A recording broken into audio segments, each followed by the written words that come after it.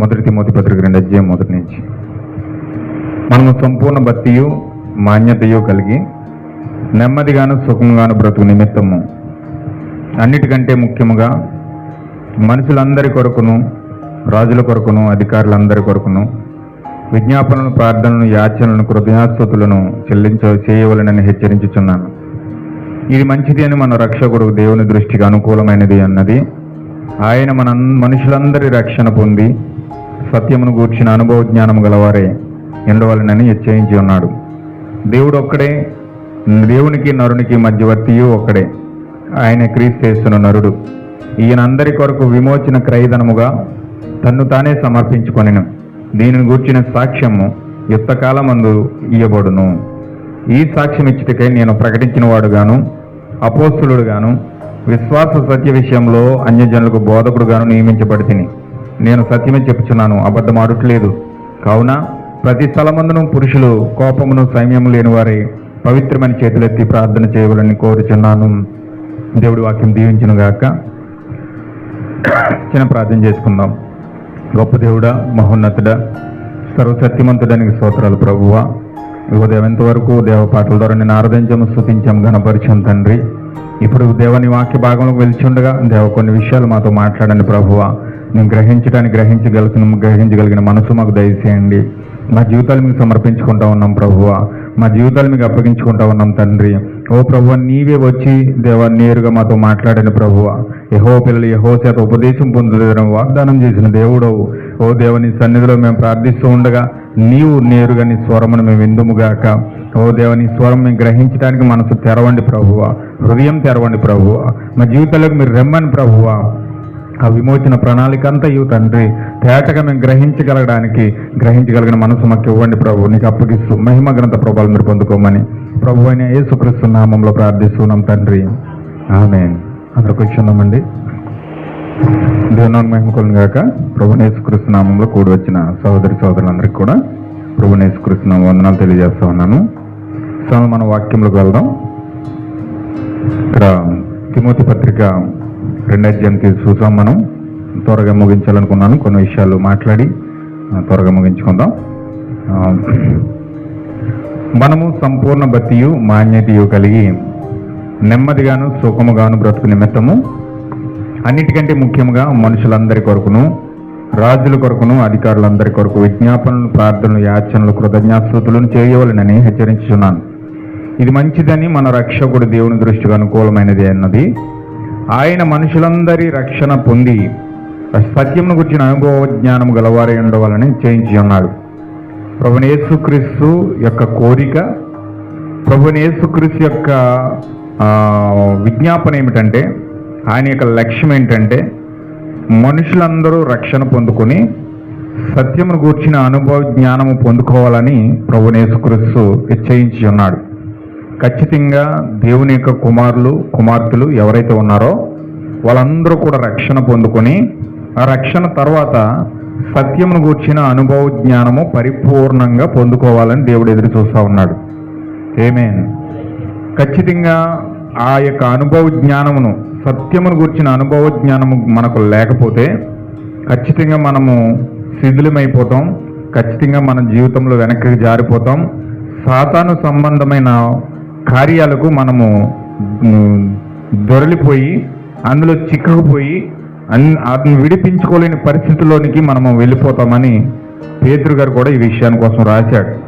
ఖచ్చితంగా ఎప్పుడైతే సత్యమును గూర్చిన అనుభవ జ్ఞానము మనకు లేదో ఖచ్చితంగా వాక్యంలో నుంచి వెనక్కి జారిపోయి లోక కార్యాల్లో మనం తిరగడానికి, లోకమును గురించి ఆలోచించడానికి, లోక పరిస్థితుల కోసం మనం ఆలోచించడానికి సమయమును వెచ్చిస్తాము. కానీ మన జీవితాల్లో మనము ఎంతసేపు మన కార్యాల్లోనే కూడా నిమగ్నం అయిపోతాం. కానీ దేవుని గూర్చిన వాక్యము విషయంలో, సత్యము విషయంలో ఆలోచన మనం ఎంత మాత్రం కూడా చేయలేం. ఆమేన్. ఖచ్చితంగా మనము సత్యమును గూర్చిన అనుభవ జ్ఞానం మనకు ఉన్నప్పుడే వాక్యం కోసం ఆలోచించగలుగుతాము, ప్రభువు కోసం ఆలోచించగలుగుతాము, జీవము కోసం ఆలోచించగలుగుతాము. ఆ యొక్క ఏదైతే దేవుడు కార్యాలు ఇచ్చాడో ఆ కార్యాలు పొందుకోవడానికి మనం ప్రయాసపడతాం జీవితంలో. ఆమేన్. హల్లెలూయా. ఖచ్చితంగా మనకు సత్యము గూర్చిన అనుభవ జ్ఞానం కావాలి. ఇప్పుడు ఈ సత్యమును గూర్చిన అనుభవ జ్ఞానం ఎవరికి ఉంటుందో వారు మాత్రమే సంపూర్ణమైన విమోచన ప్రణాళిక కోసం పరిగెడతారు. ఆమేన్. ఇక్కడ ప్రభు అయిన యేసుక్రీస్తు ద్వారా మాట్లాడుతున్నాడు పౌలు గారు. ఏమని మాట్లాడుతున్నాడంటే చూడండి, దేవుడు ఒక్కడే, దేవునికి నరునికి మధ్యవర్తియు ఒక్కడే, ఆయన క్రీస్తు నరుడు, ఈయన అందరి కొరకు విమోచన క్రయధనముగా తన్ను తానే సమర్పించుకొనిన దీనిని గూర్చిన సాక్ష్యము యుక్త కాలమందు ఇయ్యబడును. అంటే ఈ యొక్క సాక్ష్యం, ఆ విమోచన క్రయధనము దేవుడు ఎందుకు చేశాడో, ఆ ప్రణాళిక అంతా దేవుడు ఎందుకు కలిగి ఉన్నాడో, అసలు రక్తం ఎందుకు కార్చాడో, ప్రాణం ఎందుకు పెట్టాడో, ఆయన గొర్రె పిల్లగా ఎందుకొరకు ఆయన బలి అయిపోయాడో, ఈ విషయాలన్నీ కూడా మనకు ఏ కాలంలో దేవుడు ఇవ్వాలో ఆ కాలంలోనే, యుక్త కాలంలో అనగా సరి అయిన సమయంలోనే దేవుడు ఆ ప్రత్యక్షత మనకి ఇస్తాడు. హల్లెలూయా. మనిషి తొందరపడతాడు కానీ, మనిషి రకరకాలుగా ఆలోచిస్తాడు కానీ దేవుడు తొందరపడ్డాడు. దేవుడు ఏ కాలంలో మనకి ఏమి ఇవ్వాలో దేవుడికి బాగా తెలుసు. దేవుడు ఏ కాలంలో మనకి ఏది ఇవ్వాలో ఆ కాలంలోనే అది ఇస్తాడు. అది ముందు కాలంలో ఇవ్వడు, తర్వాత కాలంలో ఇవ్వడు. అది ఏ కాలానికి అది సెట్ చేశాడో, ఏ కాలానికి అది ఇవ్వాలని ప్రణాళిక రచించాడో అది ఆ కాలంలోనే దేవుడు ఇస్తాడు. ఖచ్చితంగా ఆయన యొక్క మాట చట్టము మీరే దేవుడు కాదు. ఆమేన్. ఆయన నిన్న నేడు నిరంతరమును ఏకరీతిగా ఉన్న దేవుడు. ఆయన మార్పు లేని దేవుడు. ఆయన ప్రణాళికలో మార్పు లేదు, ఆయన మాటల్లో మార్పు లేదు, ఆయన యొక్క విషయాల్లో మార్పు లేదు, దేనిలో కూడా మార్పు లేని దేవుడు. మలాకి గ్రంథంలో అంటాడు ప్రభు యేసుక్రీస్తు యెహోవా మాట్లాడుతున్నాడు. ఏమనంటే, నేను ప్రభు అయిన యెహోవానగు నేను మార్పు లేని వాడను అంటున్నాడు. హల్లెలూయా. అదే వాక్యం పౌలు గారు రాస్తున్నాడు. ఆయన నిన్న నేడు నిరంతరము ఏకరీతిగా ఉన్నాడని చెప్పి హెబ్రీ పత్రికలో పౌలు గారు కూడా రాస్తా ఉన్నాడు. అంటే ఆయన ఆది నుంచి కూడా ఏ ప్రణాళిక అయితే రచించాడో, ఏ ప్రణాళిక అయితే ఆయన ఇవ్వాలని ప్రజలకు కోరుకున్నాడో ఆ ప్రణాళిక కోసము ఆయన ఒక ప్రణాళిక రచించాడు, ఒక గ్రంథాన్ని రచించాడు. ఆ గ్రంథ ప్రకారం, ఆ చట్ట ప్రకారమే ఆది నుంచి అంతం వరకు కూడా ఒకేలా కదులుతూ ఉన్నాడు ఆయన. ఆమేన్. ఆయన జీవితంలో మాటల్లో మార్పు లేదు. అయితే పౌలు గారు ఏం చెప్తున్నాడంటే, ఈ సాక్ష్యం ఇచ్చుటకై నేను ప్రకటించేవాడుగాను, అపోస్తులుగాను, విశ్వాస సత్యముల విషయంలో అన్యజనులకు బోధకుడుగాను నియమించబడితిని. నేను సత్యమే చెప్పుచున్నాను, అబద్ధమాడుట లేదు అని పౌలు గారు మాట్లాడుతూ ఉన్నాడు ఇక్కడ. అంటే ఇక్కడ ఏమని చెప్తున్నాడంటే, ఆయన ఇలా ఈ యొక్క విమోచన ప్రణాళిక కోసమే, ఆ విమోచన ప్రణాళికని ఈ ప్రజలకు దేవుడు ఏ విధంగా ఇస్తా ఉన్నాడో, ఆయన యొక్క ప్రణాళిక ఏమిటో ఆయన పరిపూర్ణంగా తెలియజేయడానికి, ఆయన పునాది వేయడానికి అపోస్తులుడైన పౌలు గారు అన్యజనులకు ఒక బోధకుడుగా పంపించబడతా ఉన్నాడు. ఆమేన్. హల్లెలూయా. అయితే ఇక్కడ మనం గుర్తించవలసింది ఏంటంటే, ఇక్కడ దేవుడు ప్రతి ప్రవర్తన కూడా పంపించేది ఎందుకంటే, ప్రతి అపోస్తులుడు పంపించేది ఎందుకంటే, ప్రతి సువార్తుని పంపించేది ఎందుకంటే, ప్రతి పాస్టర్ని కూడా పంపించేది ఎందుకంటే, ప్రతి బోధకుని కూడా పంపించేది ఎందుకంటే, ఖచ్చితంగా దేవుని యొక్క ప్రణాళికను తెలియజేయడానికి. ఆమేన్. ఇప్పుడు దేవుని యొక్క ప్రణాళిక ఎవరైతే తెలుసుకుంటారో, ఆ సత్యం విషయంలో అనుభవ జ్ఞానం ఎవరైతే పొందుకుంటారో వారు ఖచ్చితంగా దేవుని యొక్క కృపను పొందుకొని, దేవుని యొక్క వాత్సల్యత పొందుకొని, దేవుని యొక్క వాక్యమును పొందుకొని సర్వ సత్యంలోనికి వారు పరిపూర్ణంగా ప్రవేశించగలుగుతారు. ఆమేన్. హల్లెలూయా. ఖచ్చితంగా దేవుని యొక్క ప్రణాళిక, దేవుని యొక్క విధానము, దేవుని యొక్క చట్టము మనం తెలుసుకున్నట్లయితే ఖచ్చితంగా మనం ఎందులో కూడా పడిపోకుండా మన చూపంతయు కూడా పరిపూర్ణంగా విమోచన కార్యం మీద పెడతాం. ఆమేన్. హల్లెలూయా. ఖచ్చితంగా నా ప్రియమైన సహోదరి సహోదరులారా, ఈ విమోచన ప్రణాళికను పొందుకోవడానికి దేవుడు మనిషిని పాపంలో పడేశాడు. ఈ విమోచన ప్రణాళికలో పొందుకోవడానికి దేవుడు సాతాను పెట్టాడు. గత వారంలో చూసాం మనం. ఈ విమోచన ప్రణాళికను పొందుకోవడానికి ఈ యొక్క పాపం పెట్టాడు, మరణం పెట్టాడు, వ్యాధులు పెట్టాడు. ప్రతి సమస్యము కూడా సాతాను ద్వారా భూమి మీదకి తెగుళ్ళు అనుమతించబడ్డాయి, పాపం అనుమతించబడ్డది, మరణం అనుమతించబడ్డది, సమస్తము కూడా అనుమతించబడ్డది. ఇప్పుడు ఎప్పుడైతే ఈ విమోచన ప్రణాళిక తెలుసుకున్నామో, పాపంలో పడిపోయామో, పాపంలో జారిపోయామో, పాపంలో నుంచి పడిపోయామో, అప్పుడు దేవుని యొక్క విమోచన ప్రణాళికను మనం తెలుసుకున్నామో, అప్పుడు ఈ పాపములో నుంచి బయటికి రావడానికి మనం ప్రయత్నం చేస్తాం. ఆమేన్. హల్లెలూయా. విమోచన ప్రణాళిక అర్థం కాని వారు పాపంలో నుంచి బయటకు రాలేరు. విమోచన ప్రణాళిక అర్థం కాని వారు పాపంను విడిచిపెట్టడానికి ఏమాత్రం కూడా ఇష్టపడరు. విమోచన ప్రణాళిక ఎవరికైతే అర్థం కాలేదో వారు ఖచ్చితంగా వారుండ స్థానంలోనే వారుండిన జీవితంలోనే ఉండిపోవడానికే ఇష్టపడతారు. కానీ వాళ్ళు ఎంత మాత్రం కూడా దాన్ని విడిచిపెట్టుకోవడానికి కానీ దాని నుంచి బయటికి రావడానికి కానీ ఎంత మాత్రం కూడా వారు ప్రయాసపడరు. ఆమేన్, హల్లెలూయా. ఖచ్చితంగా విమోచన ప్రణాళిక అర్థమైన అబ్రహాము ఆ యొక్క బబులోనును విడిచిపెట్టాడు. విమోచన ప్రణాళికను అర్థం చేసుకున్న ఇస్సాకు ఆ యొక్క తండ్రి గృహాన్ని విడిచిపెట్టి పొలంలోకి వెళ్ళిపోయాడు. విమోచన ప్రణాళిక అర్థమైన యాకోబు ఆ యొక్క మాంగారింటిని విడిచిపెట్టి తండ్రి ఇంటిని కూర్చున్న బెంగ కలిగి ఆయన యొక్క స్థానంలోకి రావడానికి ఇష్టపడతా ఉన్నాడు. విమోచన ప్రణాళిక అర్థమైన యేసేపు ఆ ఎముకలు ఐగిప్తిలో ఆ పాతి పెట్టబడడం ఇష్టం లేక యెరూషలేం దేశంలోనికి రావడానికి ఇష్టపడతా ఉన్నాడు. విమోచన ప్రణాళిక అర్థమైన మోషే ఇజ్రాయేల్ ప్రజలందరినీ కూడా ఆ ఐగిప్తు నుంచి ఆ యొక్క ఇజ్రాయేల్ దేశంలోనికి నడిపించడానికి ఇష్టపడతా ఉన్నాడు. ఇలా మనం బైబిల్ అంతా చూస్తే ఆది కాండం నుంచి ప్రకటన గ్రంథం వరకు ప్రతి ఒక్కరూ కూడా విమోచన ప్రణాళిక అర్థమైన ప్రతి ఒక్కరు కూడా వారి యొక్క స్థానాన్ని విడిచిపెట్టి దేవుడు ఏదైతే స్థానం ఇచ్చాడో ఆ స్థానంలోకి వెళ్ళడానికి మాత్రమే వాళ్ళు ప్రయాసపడ్డారు. కానీ భూమి మీద దేనికోసం వాళ్ళు ప్రయాసపడలేదండి. ఆమేన్, హల్లెలూయా. ఎంతమందికి అర్థమవుతుందన్నమాట? ఖచ్చితంగా మనం దేవుడు యొక్క విమోచన ప్రణాళిక మనం అర్థం చేసుకోవాలి. పౌలు గారు కూడా దానికి చెప్తా ఉన్నాను, నేను దానికి సాక్షిని, నేను ప్రకటించడానికి అపోస్తులుడుగాను విశ్వాస సత్యం విషయంలో అన్యజనులకు బోధకుడుగాను నేను నియమించబడ్డాను. నేను సత్యమే చెప్తా ఉన్నాను, నేను అబద్ధమాడట్లేదు అని బల్లగుద్ది మరి పౌలు గారు చెప్తా ఉన్నాడు. కారణం ఏంటంటే ఆయన విమోచన కొరకు పోరాడుతూ ఉన్నాడు. ఆమేన్, హల్లెలూయా. విమోచన ఆయన పొందుకోలేదు కానీ విమోచన కోసం ఆయన ఎదురు చూశాడు. విమోచన పరిపూర్ణ విమోచనలోకి పౌలు గారు ఇంకా అడుగు పెట్టలేదు. పరిపూర్ణ విమోచన కోసం ఆయన కూడా ఎదురు చూస్తూ ఉన్నాడు ఆ పరదేశంలో ఉండి. హల్లెలూయా. ఖచ్చితంగా పరిపూర్ణమైన విమోచన ఇవ్వాల్సిన గడియలోనే దేవుడు ఇస్తాడు. హల్లెలూయా. అందుకే ఇక్కడ చెప్తా ఉన్నాడు, ఏది మంచిదో ఏది సరైనదో దేవుడు మన రక్షకుడు దేవుని దృష్టికి అనుకూలమైంది ఏదో అది దేవుడు ఏం చేస్తున్నాడంటే ఆయన అందరి కొరకు విమోచన క్రయధనముగా తన్ను తానే సమర్పించుకొని దీని గూర్చిన సాక్ష్యము యుక్తకాలమందు మనకి ఇస్తా ఉన్నాడు. యుక్తకాలం అంటే తగిన సమయంలో. అంటే ఈ విమోచన ఎప్పుడు జరగాలంటే ఆయన విమోచన ప్రణాళిక చట్ట ప్రకారం విమోచన ప్రజలకు సాయంకాల సమయంలో ఇవ్వాలి. ఆమేన్. ఆయన విమోచన ఎప్పుడు ఇవ్వాలండి? సాయంకాల సమయంలో ఇవ్వాలి. ఈ సాయంకాల సమయంలో దేవుడు విమోచన ప్రణాళికను పెట్టాడు కాబట్టి ఉదయకాలం ఉన్న ప్రవక్తలందరూ కూడా సాయంకాల సమయంలో ఉన్న విమోచన కొరకు మాత్రమే వాళ్ళు ఎదురు చూశారు. అయితే ఈ కాలంలో దేవుని యొక్క ప్రవక్త ద్వారా ఈరోజు ఆ విమోచన ప్రణాళిక బ్రతికి ఉన్న మనకు ఆ విమోచన గ్రంథం తీసుకొచ్చి దేవుడు ఆ విమోచన ప్రణాళికను మనకు తెలియజేస్తున్నాడంటే నిజంగా మనం ఎంతో ధన్యులమై ఉన్నాం. హల్లెలూయా. అబ్రహాం ఎంతో సత్యంగా జీవించాడు, పునాదుల పట్టణం కొరకు జీవించాడు, ఏ మాత్రం కూడా వెనకంజ లేదు, విశ్వాసంలో ఏ మాత్రం వెనకడుగేయలేదు. అయినను దేవుడు ఆ పునాదులు గల పట్టణం కొరకు చూస్తూనే బతికాడు, కానీ అందులో అడుగు పెట్టడానికి అర్హత లేదు. దావీదు మొత్తం ప్రపంచాన్ని జయించిన రాజు, అలాంటి వ్యక్తి దేవునికి ఇష్టానుసారమైన మనుషుడు, ఎన్నో యుద్ధాలు చేశాడు, దేశాలను జయించాడు, ఈ సమాధానం అంతా యెరూషలేము తీసుకొచ్చాడు.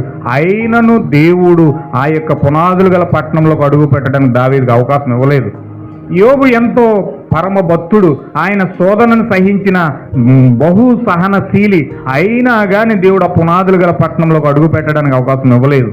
ఎంతో మంది ప్రవర్తలు, యెహెజ్కేలు, దానియేలు ప్రవర్తలందరూ కూడా ఎంతో అద్భుతంగా జీవించి వారు దేవుని కొరకు సాక్ష్యం ఇచ్చి వారు విశ్వాసపు గ్రంథాల్లో పేర్లు రాయించుకున్న నిలబెట్టుకున్న వ్యక్తులు. అయినను వారు ఈ భూమి మీద బ్రతికి ఉన్న మనము విమోచన పొందుకుంటేనే కానీ వారికి విమోచన వెళ్ళడం లేదు. హల్లెలూయా. మనం వాళ్ళు జీవించిన జీవితంలో ఒక 0.5% కూడా మనం జీవించలేకపోతా ఉన్నాం. వారు బ్రతికిన బ్రతుకులో కనీసం 0% కూడా మనం బ్రతకట్లేదు. అయినా కానీ దేవుడు మనకు ఇచ్చిన కృప ద్వారా, దేవుడు మనకిచ్చిన ఆ యొక్క ప్రేమ వాత్సల్యత ద్వారా దేవుడు ఈ విమోచన గ్రంథాన్ని పొందుకొని ఈ విమోచించబడిన గ్రంథము ప్రణాళిక మనం తెలుసుకొని ఎప్పుడైతే మనము పరిపూర్ణంగా విమోచించబడతామో అప్పుడు ఆ విమోచన ద్వారా వాళ్ళకి కూడా విమోచన వస్తుందని వారు ఎదురు చూస్తూ ఉన్నారు. మీకు తెలుసా, పౌలు గారు అక్కడ ఉండి చూస్తూ ఉన్నాడు, అబ్రహాం అక్కడ నుండి చూస్తూ ఉన్నాడు, దావీద్ అక్కడ ఉండి చూస్తూ ఉన్నాడు, ఇస్సాక్ అక్కడ ఉండి చూస్తూ ఉన్నాడు, యాకోబు అక్కడ ఉండి చూస్తూ ఉన్నాడు, ప్రవర్తలందరూ కూడా అక్కడ ఉండి పరదేశంలో ఉండి చూస్తూ ఉన్నారు. మనం ఎప్పుడు విమోచన పొందుకుంటామా, ఎప్పుడు భూమి మీద ఉన్న విశ్వాసులు, దేవుని యొక్క నిజమైన దేవుని కుమారులు కుమార్తెలు ఎప్పుడు విమోచించబడతారా, ఎప్పుడు విమోచించబడతారని చెప్పి వాళ్ళు ఎదురు చూస్తూనే ఉన్నారు. హల్లెలూయా. వాళ్ళు చూడడమే కాదు, ఈ సృష్టి కూడా ఎదురు చూస్తూ ఉంది. ఈ సృష్టి కూడా దేవుని కుమారుడు విమోచించబడితేనే సృష్టి విమోచించబడతాడు. దేవుడు కుమారుడు విమోచించబడకుండా సృష్టి విమోచించబడదు. ఈ యొక్క దేవుని కుమారులందరూ పరదేశంలో ఉన్న వాళ్ళందరూ భూమి మీద ఉన్న వధువుని చూస్తూ ఉంటే ఈ సృష్టి అంతయు కూడా భూమి మీద ఉన్న వధువునే చూస్తూ ఉంది. హల్లెలూయా. చూడండి ఒకసారి మనం చిన్న వాక్యం చదువుతాం. రోమపత్రిక 8వ అధ్యాయం చదువుతాం. చూడండి, రోమపత్రిక 8వ అధ్యాయము 16వ వచనం చదవండి.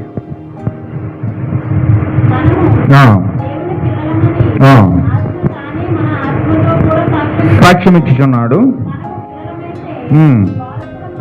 అనగా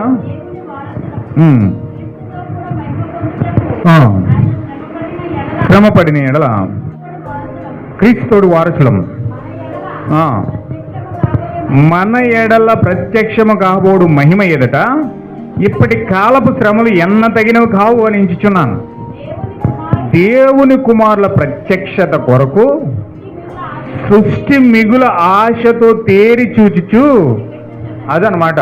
అంటే దేవుని కుమారులు ఎప్పుడైతే ప్రత్యక్షపరచబడతారో, ఎప్పుడైతే పరిపూర్ణమైన విమోచన జరుగుతుందో, ఆ విమోచన జరిగిన మరుక్షణమే ఈ దేవుని కుమారుడు ఆ సృష్టిని విమోచించాలి. హల్లెలూయా. దేవుడి సృష్టిని విమోచించలేడు. దేవుడి సృష్టిని విమోచించడానికి తగినవాడు కాడు. దేవుడు చట్టం ప్రకారం పంటికి పన్ను కంటికి కన్ను అని దేవుడు ఒక చట్టాన్ని రాశాడు కాబట్టి, దేవుడు ఆ చట్టాన్ని మీరే దేవుడు కాదు కాబట్టి ఈ సృష్టి దేవుని ద్వారా పడిపోలేదు. ఈ సృష్టి దేవుడి ద్వారా పతనం అవ్వలేదు. ఈ సృష్టి దేవుని ద్వారా ఈ యొక్క పాపములు ఈ సృష్టి పడలేదు. ఈ యొక్క ముండ్ల పొదలు గచ్చ పొదలు ఈ యొక్క దేవుని ద్వారా సృష్టించబడలేదు. ఆమేన్. అయితే దేవుని యొక్క కుమారుడు ఎప్పుడైతే ఆదాము పాపములో పడిపోయాడో, ఆ పాపములో పడిపోయిన కారణాన్ని బట్టి, ఆదాము చేసిన తప్పిదాన్ని బట్టి, ఆదాము వాక్యాన్ని మీరిన వాక్యమును బట్టి దేవుడు ఆదామును చెప్తా ఉన్నాడు, నీ బట్టి ఈ నేల శపించబడి ఉన్నది. ఆమేన్. ఏంటండి? నేల శపించబడింది. ఎందుకని? ఆదాము చేసిన తప్పిదాన్ని బట్టి ఆదామును శిక్షించలేక, ఆదాముని దేవుడు భయంకరమైన శాపము ఆదాము మీదకి తీసుకురాలేక, దేవుడు కన్న కొడుకు కాబట్టి, సొంత కుమారుడు కాబట్టి, ఆ సొంత కుమారుడిని దేవుడు శిక్షించలేక దేవుని కుమారుడికి బదులుగా దేవుని యొక్క సృష్టిని శపించేశాడు. హల్లెలూయా. కుమారుడి యొక్క పాపాన బట్టి సృష్టి శపించబడింది.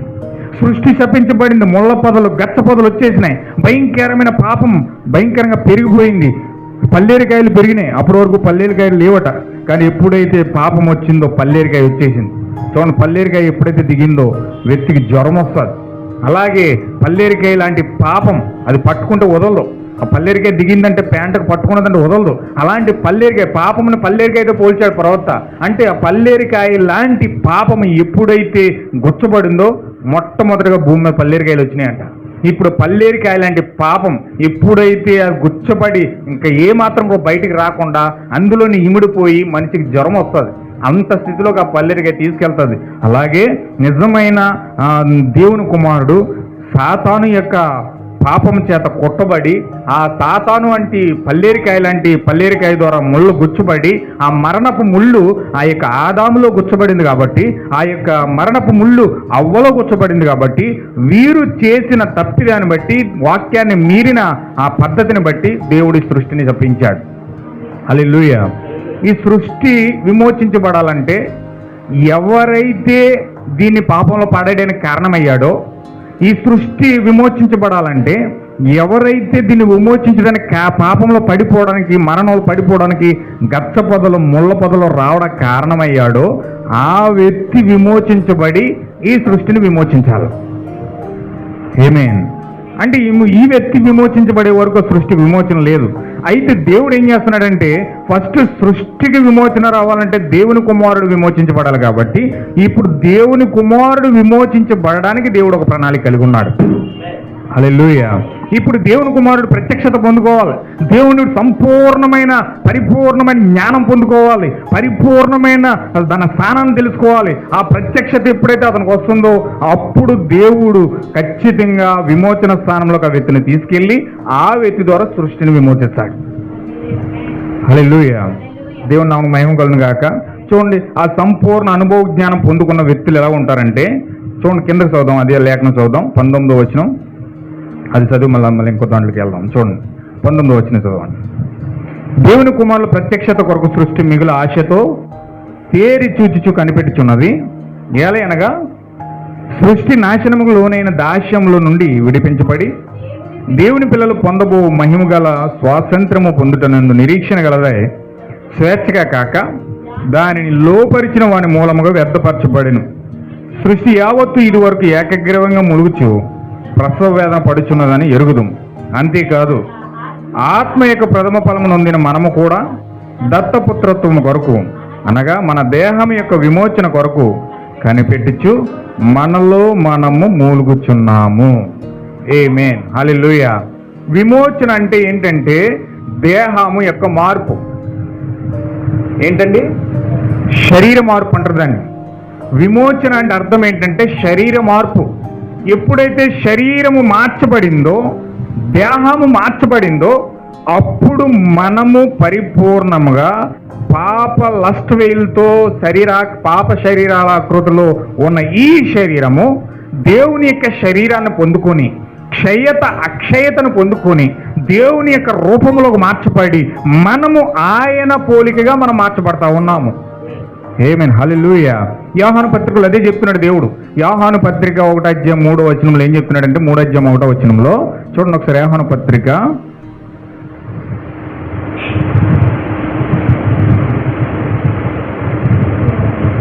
3:1.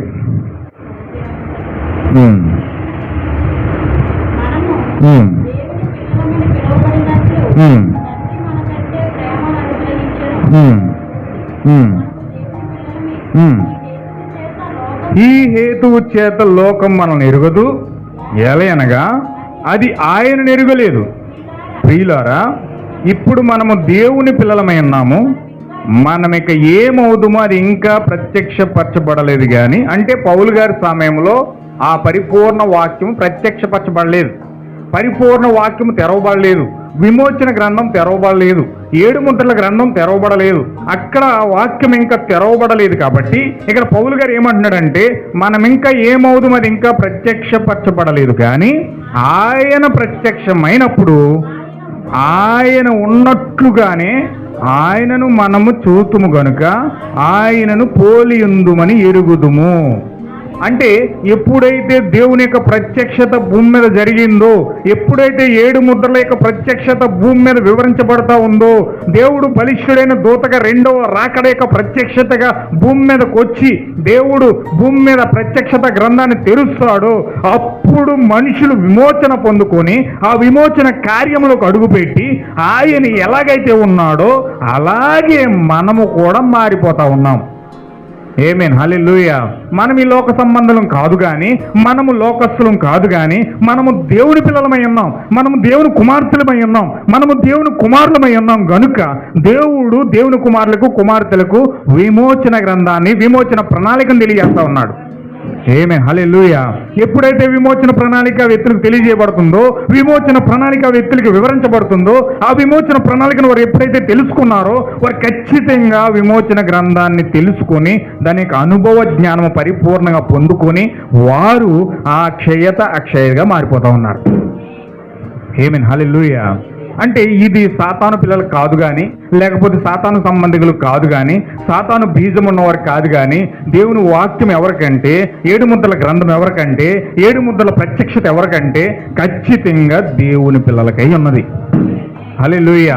ఎవరైతే దేవుని పిల్లలు ఉన్నారో, ఎవరైతే భూమి మీద ఆయన బీజంతో పుట్టి ఉన్నారో, ఎవరైతే జగత్ పునాది వేయబడకముందు గొర్రె పిల్ల జీవగ్రంథంలో వాళ్ళ పేరు ఉందో, ఎవరైతే దేవుని యొక్క ఆత్మ చేత నడిపించబడతా ఉన్నారో, ఎవరైతే జగత్ పునాది వేయబడకముందు ఆయన మనసులో ఉన్నారో, వారిని దేవుడు పిలిచి వారిని విమోచన ప్రణాళిక తెలియజేసి, ఆ విమోచన ప్రణాళిక ద్వారా క్షయత అక్షయతను పొందుకొని శరీర మార్పు పొందుకోబోతా ఉన్నారు.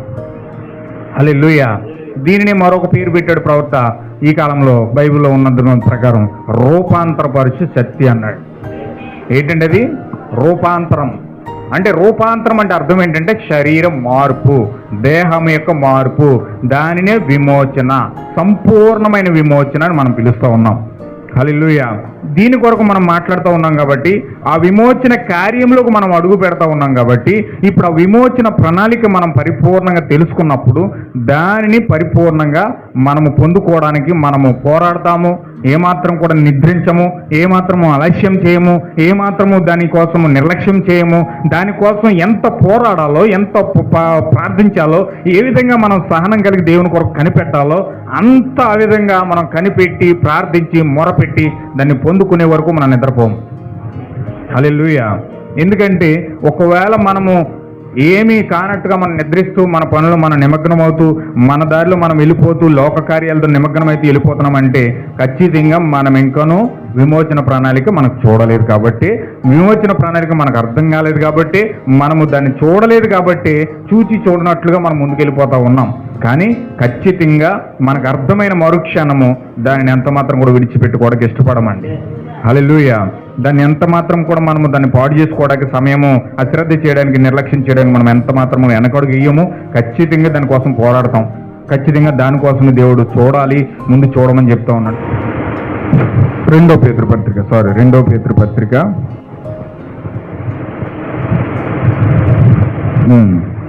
మొదటి నుంచి చదువుదాం. మొదటి అధ్యాయం మొదటి వచనం చూడండి. పేతురు గారు ఏం చెప్తున్నాడంటే, విమోచన ప్రణాళిక కోసం ఆయన ఏం మాట్లాడుతున్నాడు చూడండి. యేసుక్రీస్తు దాసుడును అపోస్తుడైన సీమోను పేతురు, మన దేవుని యొక్కయు రక్షకుడైన యేసుక్రీస్తు యొక్కయు నీతిని బట్టి మన వలనే అమూల్యమైన విశ్వాసమును పొందిన వారికి, ఆమేన్, హల్లెలూయా, అమూల్యమైన విశ్వాసము పొందిన వారికి శుభమని చెప్పి రాయినది. ఎవరైతే ఆ విశ్వాసాన్ని పొందుకున్నారో, ఎవరైతే తిరిగి జన్మించారో, ఎవరైతే నీటి మూలంగాను ఆత్మ మూలంగాను వారు జన్మించి దేవుని యొక్క బీజకణము పరిశుద్ధాత్మక వరము పొందుకొని ఉన్నారో వారికి దేవుడు శుభమని చెప్పి రాస్తున్నాడు. హల్లెలూయా. ఇది బయటి వ్యక్తులు కాదు కానీ, ఏదో డినామినేషన్ చెందిన వ్యక్తులు కాదు కానీ, నామకార్థపు విశ్వాసం కలిగి ఉన్న వ్యక్తులు కాదు కానీ, దేవుడు ఎవరికి చెప్తున్నాడంటే అమూల్యమైన విశ్వాసము. అదే చెప్తా ఉన్నాడు పేతురు గారు. మీరు మారు మనసు పొందుకొని పాప క్షమాపణ నిమిత్తము ప్రతివాడు ప్రభువు అయిన యేసుక్రీస్తు నామములో బాప్తిజం పొంది అప్పుడు మీరు పరిశుద్ధాత్మను వరం పొందుకుంటారని చెప్పాడు. హల్లెలూయా. పరిశుద్ధాత్మ వరము అని ఏంటంటే దాన్ని చెప్పాడు ప్రవక్త, అది విశ్వాసము అన్నాడు. పరిశుద్ధాత్మ వరం ఏంటండి? పరిశుద్ధాత్మ యొక్క వరం ఏంటంటే విశ్వాసమే అన్నది. ఎప్పుడైతే ఆ వ్యక్తిలోనికి పరిశుద్ధాత్మ యొక్క వరము విశ్వాసం వచ్చిందో ఆ వ్యక్తి పరిపూర్ణంగా వాక్యాన్ని నమ్ముతాడు. ప్రతి వాక్యాన్ని నమ్ముతాడండి. ఏ వాక్యాన్ని కూడా అతను తోలడు, ఏ వాక్యాన్ని తీసివేయడు. ఇష్టమైన వాక్యాన్ని తీసుకొని కష్టమైన వాక్యాన్ని వదిలేడు. అది నచ్చినా నచ్చకపోయినా ఖచ్చితంగా వాక్యం అంతయు కూడా దాన్ని తీసుకుంటాడు. అది మంచి అయినా చెడైనా, అది ఏదైనా కూడా దేవుడు ఆ వ్యక్తిని అభిషేకించాడు కాబట్టి అది పరిపూర్ణ వాక్యం కాబట్టి అది ఆది కాండం నుంచి ప్రకటన కాండం వరకు ఏదైనా కూడా వాక్యము దేన్ని కూడా తీసివేయడు. హల్లెలూయా. ఇది విశ్వాసం. విశ్వాసము దేవుని యొక్క విశ్వాసం ఉన్న వ్యక్తి తనకు నచ్చిన వాక్యాలు తీసుకుని నచ్చిన వాక్యాలు పక్కనెట్టాడు. ఏదైతే వాక్యమని దేవుడు బైబిల్లో రాశాడు ప్రతి వాక్యాన్ని తీసుకుంటాడు. హల్లెలూయా. ప్రతిదాన్ని తీసుకుంటాడని, గద్దింపును తీసుకుంటాడు, శిక్షను తీసుకుంటాడు, ఆయన ప్రేమను తీసుకుంటాడు, ఆయన యొక్క అనురాగాన్ని తీసుకుంటాడు, ఆయన యొక్క వాత్సల్యతను తీసుకుంటాడు, ఆయన దయా సంకల్పాన్ని అంతా చూసుకుంటాడు. ప్రతి దాన్ని కూడా అతను తీసుకుంటాడు. అయ్యో శ్రమల చేత నేను విడిచిపెట్టేయలేడు, అయ్యో నిందల చేత నేను విడిచిపెట్టాడు, అయ్యో గద్దించేస్తున్నారని విడిచిపెట్టాడు, లేకపోతే రకరకాలుగా దేవుడు పెడుతున్న శిక్షలు కానీ, కఠినమైన శ్రమలు కానీ, పరీక్షలు కానీ దేన్ని కూడా అతను వదులుకోవడానికి ఇష్టపడ్డాడు. హల్లెలూయా. దేవుని మహిమ కలుగును గాక. అమూల్యమైన విశ్వాసం మనం పొందాలి. అమూల్యమైన విశ్వాసము పరిశుద్ధాత్మిక వరమై ఉన్నది. ఆ పరిశుద్ధాత్మిక వరం మన జీవితంలోకి వచ్చినప్పుడు ఖచ్చితంగా వారికి శుభమని పౌలు గారు పేతురు గారు చెప్తా ఉన్నాడు ఇక్కడ. దాని మహిమను బట్టి, గుణాతిశయమును బట్టి మనలను పిలిచిన వారిని గూర్చిన అనుభవ జ్ఞాన మూలముగా అంటున్నాడు. అక్కడ పౌలు గారు ఏదైతే మాట్లాడాడో పేతురు గారు కూడా అదే మాట్లాడుతున్నాడు ఇక్కడ. అక్కడ పౌలు గారు ఏదైతే చెప్పాడో మనము ఖచ్చితంగా అనుభవ జ్ఞానం విషయంలో సత్యమును గూర్చిన అనుభవ జ్ఞానం పొందుకోవాలి అని అక్కడ పేతురు గారు పౌలు గారు చెప్పాడు. అదే మాటను పరిశుద్ధాత్మ ద్వారా పేతురు గారు కూడా మాట్లాడుతూ ఉన్నాడు. ఆయన మహిమను బట్టి, గుణాతిశయమును బట్టి మనలను పిలిచిన వారిని గూర్చిన అనుభవ జ్ఞాన మూలముగా ఆయన దైవశక్తి జీవమునకు బతికిని కావలసిన వాటన్నిటినీ మనకు దయచేయుచున్నందున దేవుని గూర్చినట్టు మన ప్రభువునైన యేసు క్రీస్తునట్టు అయిన అనుభవ జ్ఞానం వలన మీకు కృపయు సమాధానములను విస్తరించునుగాక. ఆమేన్. ఇప్పుడు దేవుడు సత్యం విషయంలో మనం అనుభవ జ్ఞానం పొందుకోవడం వలన లాభం ఏమిటంటే దేవుని యొక్క కృప, దేవుని యొక్క సమాధానము మన జీవితంలోకి వస్తాం. ఆమేన్. హల్లెలూయా. మనము కృపను సమాధానాన్ని పొందుకోవాలంటే ఫస్ట్ మనము దేవుని గూర్చిన సత్యమును గూర్చిన అనుభవ జ్ఞానం పరిపూర్ణంగా పొందుకోవాలి. ఇప్పుడు ఎప్పుడైతే సత్యమును గూర్చిన అనుభవ జ్ఞానం మనం పరిపూర్ణంగా తెలుసుకున్నామో, ఎప్పుడైతే సత్యమును గూర్చిన అనుభవ జ్ఞానం పరిపూర్ణంగా వాక్యం ద్వారా మనం గ్రహించామో, ఆయన యొక్క ప్రణాళికను మనం పట్టుకున్నామో, అప్పుడు దేవుడు మనకు కృపయు సమాధానమును మనకి ఇస్తా ఉన్నాడు. దాన్ని విస్తరింపజేస్తా ఉన్నాడు, దాన్ని హైలైట్ చేస్తా ఉన్నాడు. ఎప్పుడైతే పరలోకం యొక్క వారసత్వ సంపద అంతయు కూడా మనం పొందుకోవడానికి అర్హులమవుతూ ఉన్నాం. ఆమేన్. హల్లెలూయా. చాలా అద్భుతమైన మాటలు ఈరోజు ప్రవక్త ద్వారా మనం వింటూ ఉన్నాం. చూడండి ఒకసారి. దేవుని గూర్చినట్టు అయినా, మన ప్రభువైన యేసును గూర్చినట్టు అయినా అనుభవ జ్ఞానం వలన మీ కృపయు సమాధానం విస్తరించునుగాక. ఆ మహిమ గుణాతిశయములను బట్టి ఆయన మనకు అమూల్యమును అత్యధికములైన వాగ్దానములను అనుగ్రహించి ఉన్నాడు. దురాశను అనుసరించటం వలన లోకమందున్న భ్రష్టత్వమును ఈ వాగ్దానముల మూలముగా మీరు తప్పించుకొని దేవ స్వభావమునందు పాలివారగునట్లు. ఆమేన్. హల్లెలూయా. ఇప్పుడు దేవుని యొక్క గుణలక్షణాలు మనలోకి రావాలంటే, దేవుని యొక్క గుణలక్షణాలు మన జీవితంలోకి రావాలంటే అమూల్యమునైన అత్యధికములైన వాగ్దానములను దేవుడు మనకి ఇచ్చాడు. కాబట్టి ఆ వాగ్దానములను బట్టి మనము ఆయన యొక్క గుణలక్షణాలు పొందుకోవాలి. ఆమేన్. హల్లెలూయా. ఎప్పుడైతే ఆయన యొక్క గుణలక్షణాలు మనం పొందుకుంటున్నామో, దురాశను అనుసరించటం వలన లోకమందున్న భ్రష్టత్వము ఈ యొక్క వాగ్దానాల మూలంగా మనం తప్పించుకుని దేవుని యొక్క స్వభావములో మనము పాలివారైపోతా ఉన్నాం. ఆమేన్. హల్లెలూయా. ఇప్పుడు దేవుని యొక్క స్వభావంలో ఉన్న గుణలక్షణాలు ఏమిటి? దేవుని యొక్క స్వభావంలో గుణలక్షణాలు, ఆయన గుణలక్షణాలు మనలోకి రావాలంటే ఫస్ట్ మనము పరిశుద్ధాత్మ యొక్క వరాన్ని పొందుకోవాలి. ఎప్పుడైతే పరిశుద్ధాత్మ యొక్క వరాన్ని మనం పొందుకుంటామో, విశ్వాసాన్ని మనం పొందుకుంటామో, ఇప్పుడు ఆ విశ్వాసము ద్వారా దేవుని యొక్క కృప, దేవుని యొక్క సమాధానం మనలోకి వచ్చి ఇప్పుడు కృపకు మనం అర్హులమయ్యి సమాధానాన్ని పొందుకొని ఇప్పుడు ఆ సమాధానం ద్వారా, ఆ కృప ద్వారా దేవుని యొక్క గుణాతిశయములు మనము కృప ద్వారా పొందుకుంటా ఉన్నాం. ఆమేన్. హల్లెలూయా. కొంచెం చాలా జాగ్రత్తగా మనం ఆలోచిస్తే, కొంచెం ఇవి చాలా జాగ్రత్తగా మనం దీన్ని ఆలోచిస్తే మనం ఏ విధంగా దేవుని యొక్క గుణలక్షణాలను మనం పొందుకోవడానికి అర్హులమవుతూ ఉన్నామో ఇక్కడ పేతురు గారు చాలా క్లియర్గా మాట్లాడుతూ ఉన్నాడు. చూడండి, 5వ వచనం చదువుదాం. ఆ హేతువు చేతనే మీ మట్టుకు మీరు పూర్ణ జాగ్రత్త గలవారై మీ విశ్వాసమునందు సద్గుణమును, సద్గుణమునందు జ్ఞానమును, జ్ఞానమునందు ఆశానిగ్రహమును, ఆశానిగ్రహమునందు సహనమును, సహనమునందు దైవభక్తిని, భక్తి యందు సహోదర ప్రేమను, సహోదర ప్రేమయందు దయ్యను అమర్చుకొనుడి. ఇప్పుడు ఇవి దేవుని యొక్క గుణాతిశయములై ఉన్నాయి. దేవుని యొక్క స్వభావములో ఉన్న ఆయన యొక్క లక్షణాలు.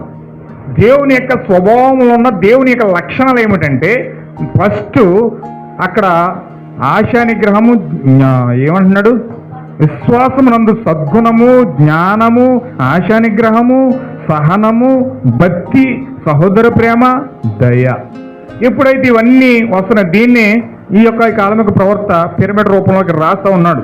ఈ పిరమిడ్ రూపంలో ఎందుకు రాస్తున్నాడంటే, ఇప్పుడు ఈ పిరమిడ్ని ఎందుకు వాడుతున్నాడంటే, ఈ పిరమిడ్కి 7 మెట్లు ఎందుకు ఉన్నాయంటే, ఆ పిరమిడ్లో లాస్ట్ వీక్లో చెప్పాను మీకు ప్రభురాత్రి భోజనంలో.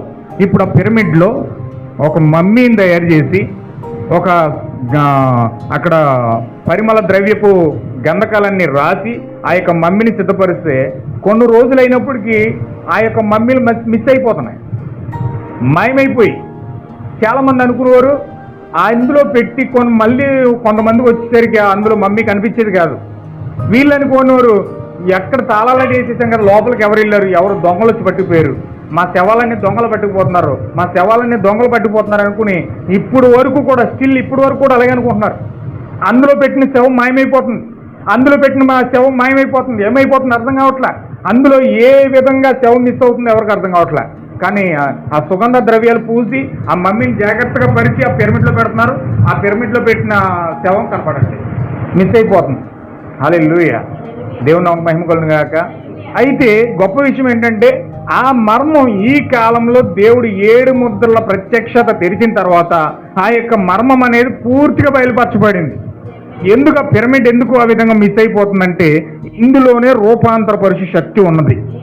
ఇందులోనే రూపాంతరపరిచే శక్తి ఉన్నది కాబట్టి ఇక్కడ శరీరం ట్రాన్స్ఫర్మేషన్ అయిపోతుంది. కాబట్టి శరీరం అనేది ట్రాన్స్ఫర్మేషన్ ఎప్పుడైతే ఉందో అది అక్కడి నుంచి మిస్ అయిపోతుంది. హల్లెలూయా, దేవుని నామమునకు మహిమ కలుగును గాక.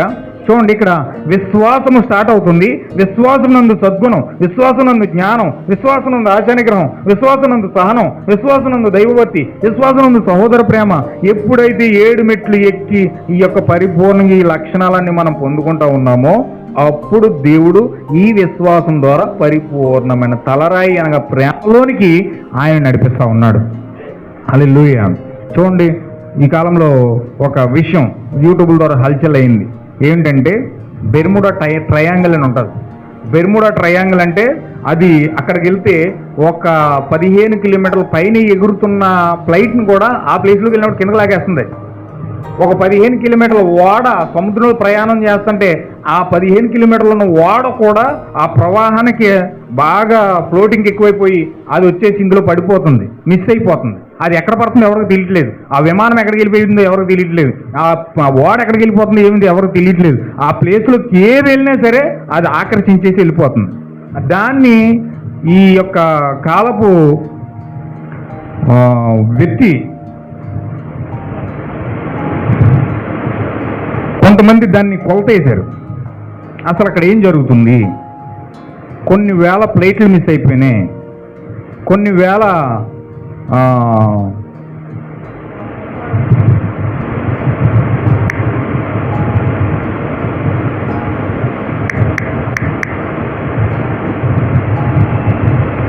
ఫ్లైట్లు మిస్ అయిపోయినాయి, అక్కడ కొన్ని వేల పడవలు మిస్ అయిపోయినాయి.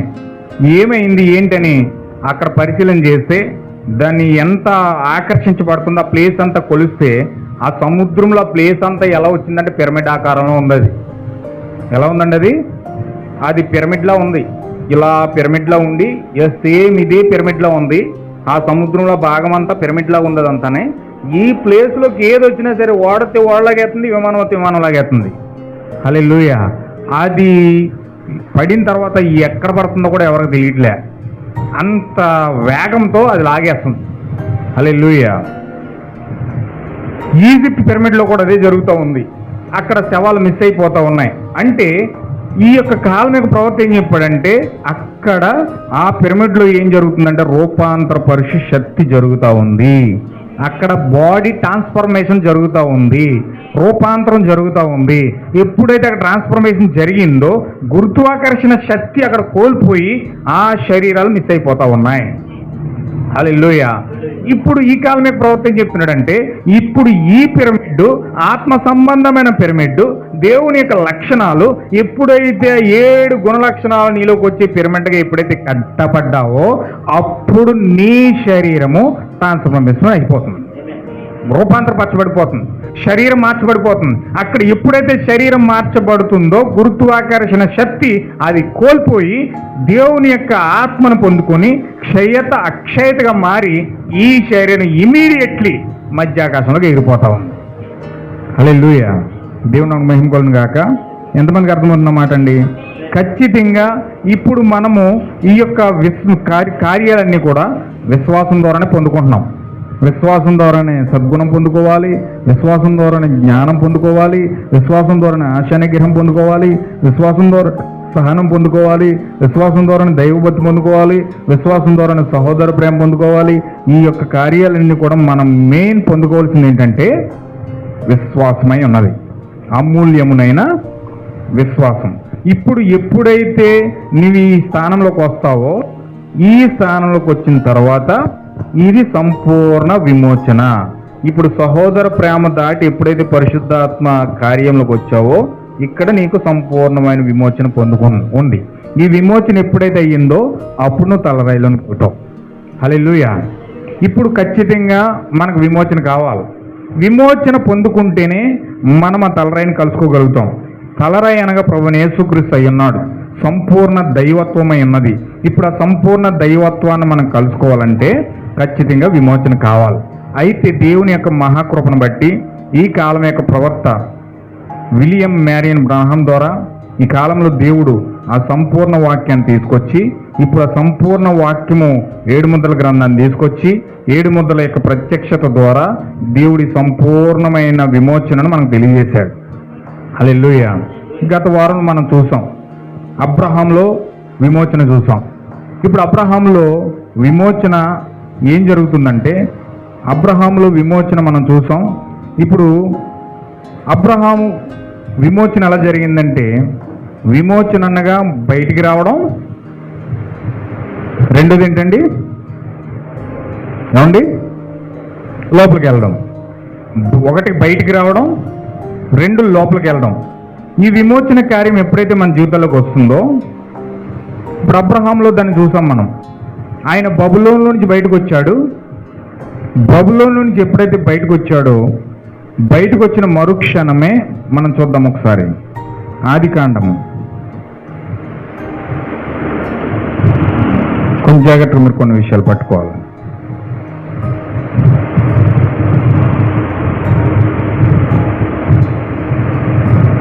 అధ్యాయం 1 నుంచి చూద్దాం. యెహోవా నువ్వు లేచి నీ దేశం నుండి, నీ బంధువుల యొద్ద నుండి, నీ తండ్రి ఇంటి నుండి బయలుదేరి నేను నీకు చూపించు దేశమునకు వెళ్ళుము. నిన్ను గొప్ప జనముగా చేసి నిన్ను ఆశీర్వదించి నీ నామమును గొప్ప చేయుదును. నీవు ఆశీర్వాదముగా ఉందువు. నిన్ను ఆశీర్వదించి వారిని ఆశీర్వదించేదను, నిన్ను దూషించి వారిని శపించేదను. భూమి యొక్క సమస్త వంశములు నీ యందు ఆశీర్వదించబడునని అబ్రహాముతో అనగా యెహోవా అతనితో చెప్పిన ప్రకారము అబ్రహాము వెళ్ళెను. లోతు అతనితో కూడా వెళ్ళెను. అబ్రహాము హారాను నుండి బయలుదేరినప్పుడు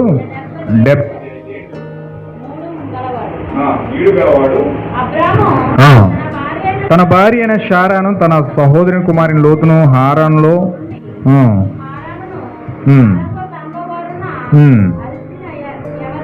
అర్జించిన యావదాస్తిని వారు సంపాదించిన సమస్తమైన వారిని తీసుకుని కానాను దేశమునకు వెళ్ళటకు బయలుదేరి కానాను దేశముకు వెళ్ళిరి. ఇక్కడ చూడండి, ఇక్కడ ఏం జరిగిందంటే దేవుడు విమోచన ఇవ్వడానికి బబులోని బయటికి రమ్మన్నాడు. తండ్రి ఇంటి నుండి, బంధువుల ఇంటి నుండి, అందరి దగ్గర నుంచి బయటికి రమ్మన్నాడు. ఆ విధంగానే దేవుడు చేసిన వాగ్దానాన్ని బట్టి నిన్ను ఆశీర్వదించి వారిని ఆశీర్వదిస్తాను, నేను దూషించి వారిని దూషిస్తాను, నేను శపించి వారిని శపిస్తాను, భూమి యొక్క సమస్త వంశములు నీ యందు ఆశీర్వదించబడతారని దేవుడు అబ్రహాంతో వాగ్దానం చేశాడు. ఆ వాగ్దాన ప్రకారముగా అబ్రహాము బబులోను నుంచి బయలుదేరాడు. హారాను నుండి బయలుదేరాడు. హారాన్ అనగా అది బబులోను దేశంలో అది ఒక ప్రాంతం. ఇప్పుడు ఆ బబులోను దేశంలో అంత విగ్రహారాధన ఉంది. అబ్రహాము ఒక అన్యుడై ఉన్నాడు. అబ్రహాము అన్యుడు కాబట్టి అన్య దేశం నుంచి బయలుదేరి ఇప్పుడు ఆ కానాను దేశానికి బయలుదేరాడు. హల్లెలూయా. ఇప్పుడు యావదాసిని తీసుకుని బయలుదేరాడు. అక్కడ తండ్రి ఒప్పుకోలేదు, అన్నదమ్ములు ఒప్పుకోలేదు. ఎవరో తెలియని దేవుడు వచ్చి నిన్ను రమ్మంటే వెళ్ళిపోతున్నావా? ఎవరో ఏదో చెప్తే నువ్వు నమ్మేస్తున్నావా? దానిని బట్టి నా రక్త సంబంధం తెగ్గొట్టుకుంటావా?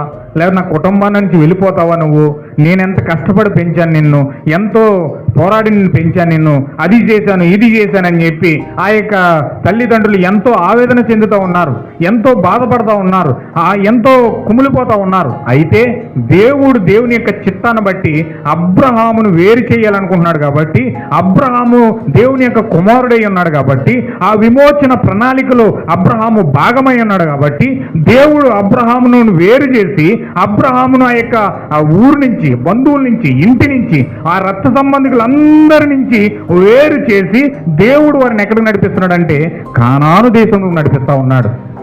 ఆమేన్, హల్లెలూయా. ఇప్పుడు దేవుడు విమోచనలో అబ్రహామును ఎంచుకున్నాడు. విమోచన యొక్క ప్రణాళికలో అబ్రహాముది ప్రథమ స్థానం ఉన్నది. ఇప్పుడు అబ్రహాము యొక్క జనాంగాన్ని బట్టే, అబ్రహాము యొక్క వంశాన్ని బట్టే ఇప్పుడు అక్కడ వధువు రాబోతా ఉంది. దేవుడు అన్యజనుల నుంచి ఒక వధువుని ఎన్నుకోబోతా ఉన్నాడు. దేవుడు ప్రపంచమంతటిలో, సర్వ సృష్టి అంతటిలో దేవుడు అబ్రహాము యొక్క కుటుంబంలో నుంచి దేవుడు ఒక వధువుని దేవుడు ఆయన కొరకు తీసుకోకపోతా ఉన్నాడు. హల్లెలూయా. అందుకొరకు ఒక ప్రత్యేకమైన స్థానం అబ్రహాముకి ఇచ్చాడు కాబట్టి ఇప్పుడు అబ్రహాముని దేవుడు ఆ కుటుంబం నుంచి వేరు చేస్తా ఉన్నాడు. హల్లెలూయా. ఇప్పుడు వేరు చేసినప్పుడు ఏం జరిగిందంటే చూడండి, 7వ వచనం చదువుదాం. అబ్రహాముకు ప్రత్యక్షమై నీ సంతానమునకును ఈ దేశం ఇచ్చేదనని చెప్పగా అతడు తనకు ప్రత్యక్షమైన యెహోవాకు ఒక బలిపీఠం కట్టాడు అక్కడ. అంటే మొట్టమొదటిగా బలిపీఠం కట్టబడినప్పుడు మొట్టమొదటిగా అక్కడ షెకెము నందలి సింధూర వృక్షము కింద దేవుడు అబ్రహాము ద్వారా ఒక బలిపీఠం కట్టించాడు. హల్లెలూయా. ఇప్పుడు అబ్రహాం అక్కడ బలిపీఠం కట్టాడు, ఒక ప్రార్థన స్థలాన్ని కట్టాడు, ఒక ప్రార్థన మందిరాన్ని కట్టాడు, అక్కడ ఒక గుడారం వేశాడు. ఆ గుడారంలో అక్కడ ఆరాధన చేయడం సిద్ధపడ్డాడు. అక్కడ ఎప్పుడు ప్రార్థన చేయడం మొదలుపెట్టాడో అక్కడ నుండి అతడు బయలుదేరి బేతేలునకు తూర్పునున్న కొండలకు చేరి పడమటనున్న బేతేలునకు తూర్పునున్న హాయనికి మధ్యలో గుడారం వేసి అక్కడ యెహోవాకు బలిపీఠం కట్టాడు. యెహోవా నామమున ప్రార్థన చేశాడు. అబ్రహాం ఇంకా ప్రయాణం చేయొచ్చు దక్షిణ దిక్కుకు వెళ్ళాడు. అప్పుడు ఆ దేశంలో కరువు వచ్చింది. ఆ దేశంలో కరువు భారంగా ఉన్నందున ఐగుప్తు దేశంలో నివసించడానికి అతడు వెళ్ళాడు. హల్లెలూయా. చూడండి, ఇప్పుడు అబ్రహాము ఇజ్రాయేలు నుంచి, హారాను నుంచి, బబులోను నుంచి ఆ యొక్క ఇజ్రాయేల్ దేశం, కానాను దేశం బయలుదేరుతున్న సమయంలో కరువును బట్టి అబ్రహాము అక్కడ ఐగుప్తు దేశంలోకి వెళ్ళిపోతూ ఉన్నాడు. హల్లెలూయా. చాలా జాగ్రత్తగా మీరు గమనించాలి సుమా. కరువును బట్టి అబ్రహాము ఐగుప్తు దేశంలోకి అడుగు పెడతా ఉన్నాడు. అంటే ఇది విమోచన ప్రణాళిక అబ్రహాంలో ఏ జీవితంలో జరుగుతుందో, అబ్రహాం యొక్క జీవితంలో ఏం జరుగుతుందో, అబ్రహాములో నుండి వచ్చిన నిజమైన సంతానంతటికి కూడా ఇదే కార్యం జరగాలి. హల్లెలూయా. మనము పరిపూర్ణమైన మహతిది ఎవరంటే అబ్రహాం అయి ఉన్నాడు. మన తండ్రి అబ్రహాం అయి ఉన్నాడు. మన రాజ సంతానానికి మూల పురుషుడు అబ్రహాం అయి ఉన్నాడు. ఆమేన్, హల్లెలూయా. ఇప్పుడు అబ్రహాము కరువును బట్టి ఐగుప్తు దేశంలో బయలుదేరుతా ఉన్నాడు. చూడండి, ఇజ్రాయేలీలు కూడా ఎప్పుడైతే ఈ యొక్క ఇజ్రాయేల్ దేశంలో కరువు వచ్చిందో, ఇజ్రాయేల్ దేశంలో కరువును బట్టి యాకోబు కుమారులు ఐగుప్తు దేశం బయలుదేరిపోతా ఉన్నారు. ఆమేన్, హల్లెలూయా. అక్కడ కరువు బట్టి ఎప్పుడైతే అక్కడ కరువు వచ్చిందో, ఆహారం యొక్క కొరత వచ్చిందో, ఆ కొరతను బట్టి ఎప్పుడైతే అబ్రహాము ఏ విధంగా ఐగుప్తు దేశం బయలుదేరుతున్నాడో, అబ్రహాము కుమారుడైన యాకోబు కూడా ఆ యొక్క జనాంగాన్ని తీసుకుని ఐగుప్తు బయలుదేరుతా ఉన్నాడు. దేవుడు అప్పటికే ఆహారాన్ని సమకూర్చి అక్కడ యోసేపుని సిద్ధంగా ఉంచేశాడు. అక్కడ ఆల్రెడీ యోసేపు సిద్ధంగానే ఉన్నాడు. ఐగుప్తు దేశం బయలుదేరడానికి కారణం ఏంటంటే యోసేపు ఐగుప్తు దేశంలో ఉన్నాడు.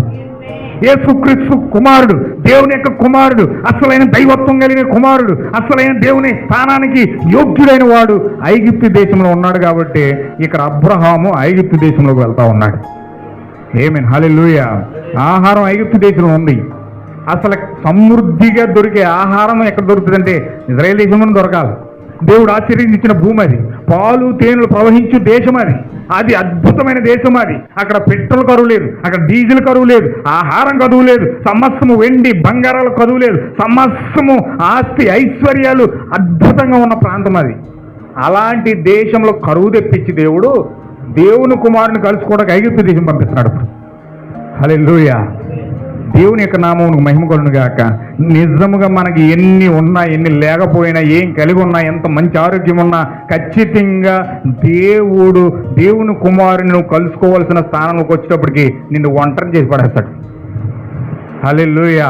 నాకు అది ఉంది, నాకు ఇది ఉంది, నాకు ఆస్తి ఉంది, నాకు బంగారం ఉంది, నాకు ఇల్లు ఉంది, నాకు మేళ్ళు ఉన్నాయి, నాకు మిద్దులు ఉన్నాయని ఎన్ని కబుర్లు చెప్పినా దేవుని కుమారుని కలుసుకోవాల్సిన స్థానంలో వచ్చినప్పుడు నిన్ను మొత్తం అన్ని తీసి పారేసి నిన్ను ఎలా చేసేస్తాడంటే నిస్సహాయుడిగా చేసి పడేస్తాడు. హల్లెలూయా.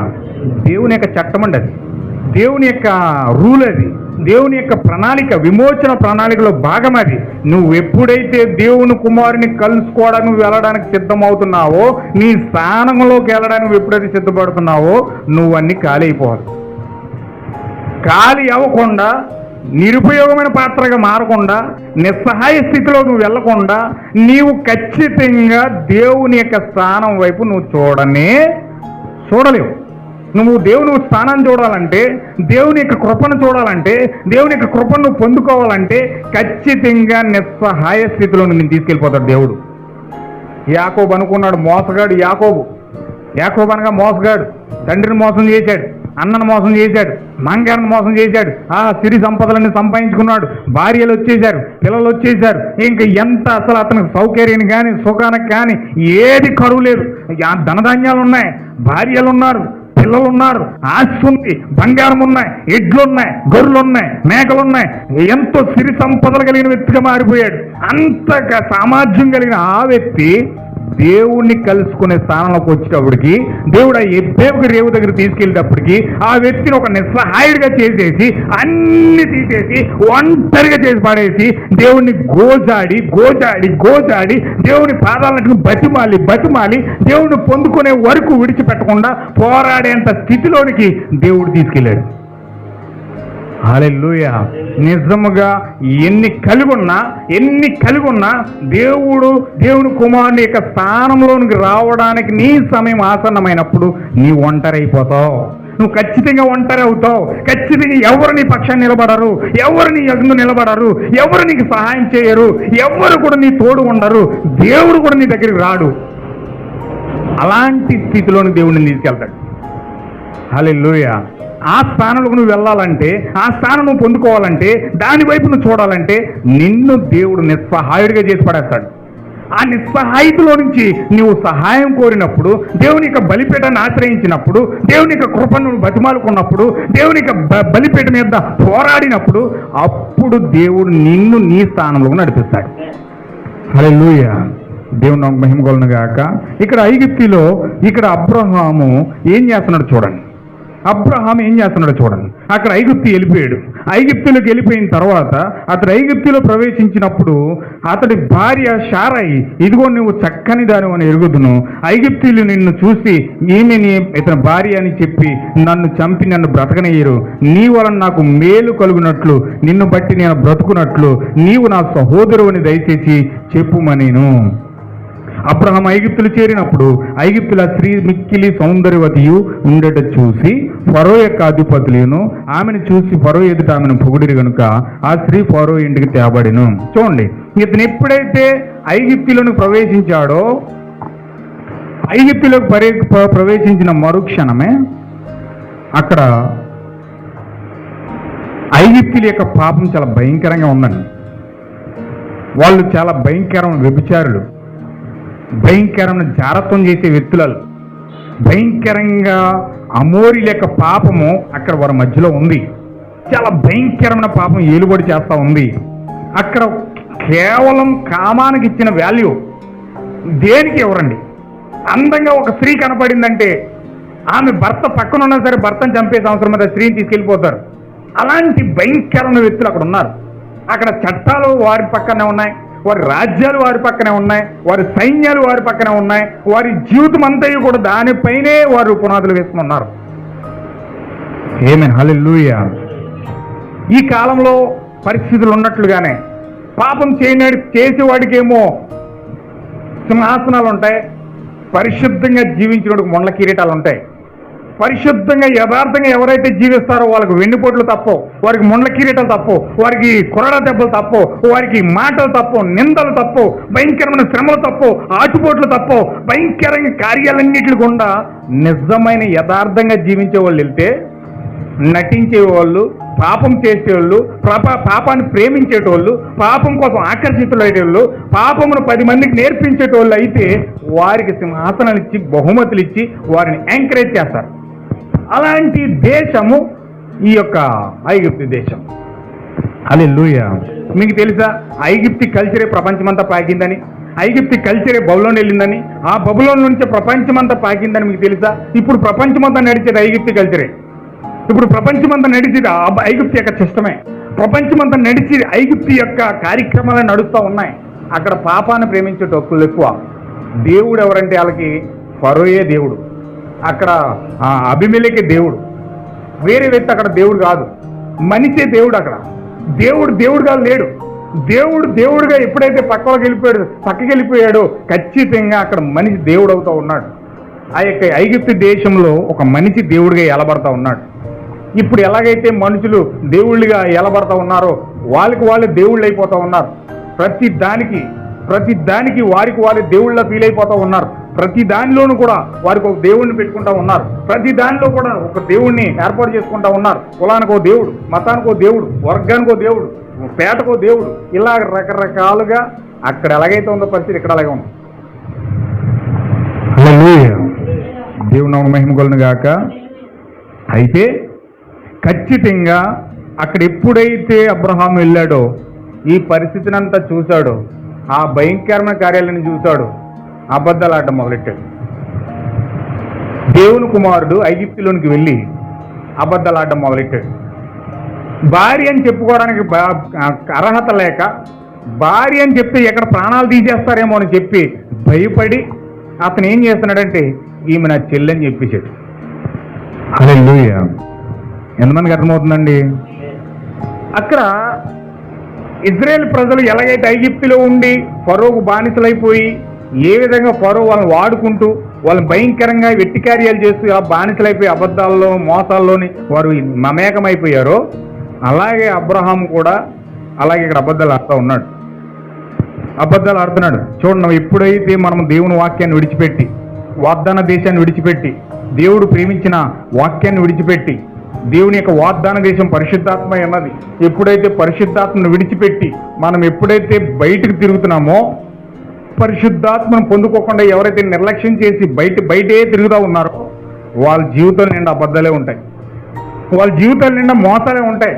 వారికి కూడా తెలియదు నేను అబద్ధం ఆడుతున్నానని, వారికి కూడా తెలియదు నేను చాలా యథార్థవంతుడని ఫీల్ అవుతారు, చాలా మంచి వ్యక్తిని ఫీల్ అవుతారు, చాలా మంచిగా ఉన్నానని ఫీల్ అవుతారు. కానీ వారి నోటి నిండా అబద్ధాలే ఉంటాయి, వారి నోటి నిండా భయంకరమైన ఏహమైన కార్యాలు ఉంటాయి.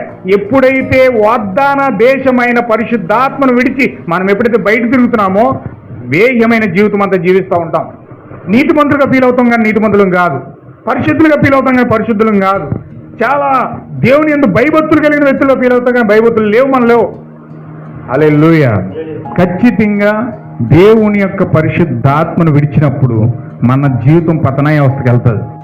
అబ్రహాం కూడా ఎప్పుడైతే వాగ్దాన దేశం దేవుడు చెప్తే వాగ్దాన దేశంలోకి వెళ్లకుండా వాగ్దాన దేశాన్ని పక్కనెట్టి ఆ యొక్క మమ్రే సింధూరవనంలో బలిపీఠాలు కట్టి ఆ బలిపీఠాలు విడిచిపెట్టి అది పక్కన పెట్టేసి వచ్చేసి వెళ్ళి ఆ యొక్క ఐగుప్తులకు వెళ్ళి అబద్ధాలు ఆడవలసిన పరిస్థితులకు వచ్చేసాడు. ఆమేన్, హల్లెలూయా. నా ప్రియమైన సహోదరులు, ఖచ్చితంగా మనం ఎప్పుడు కూడా పరిశుద్ధాత్మ విడిచిపెట్టొద్దు.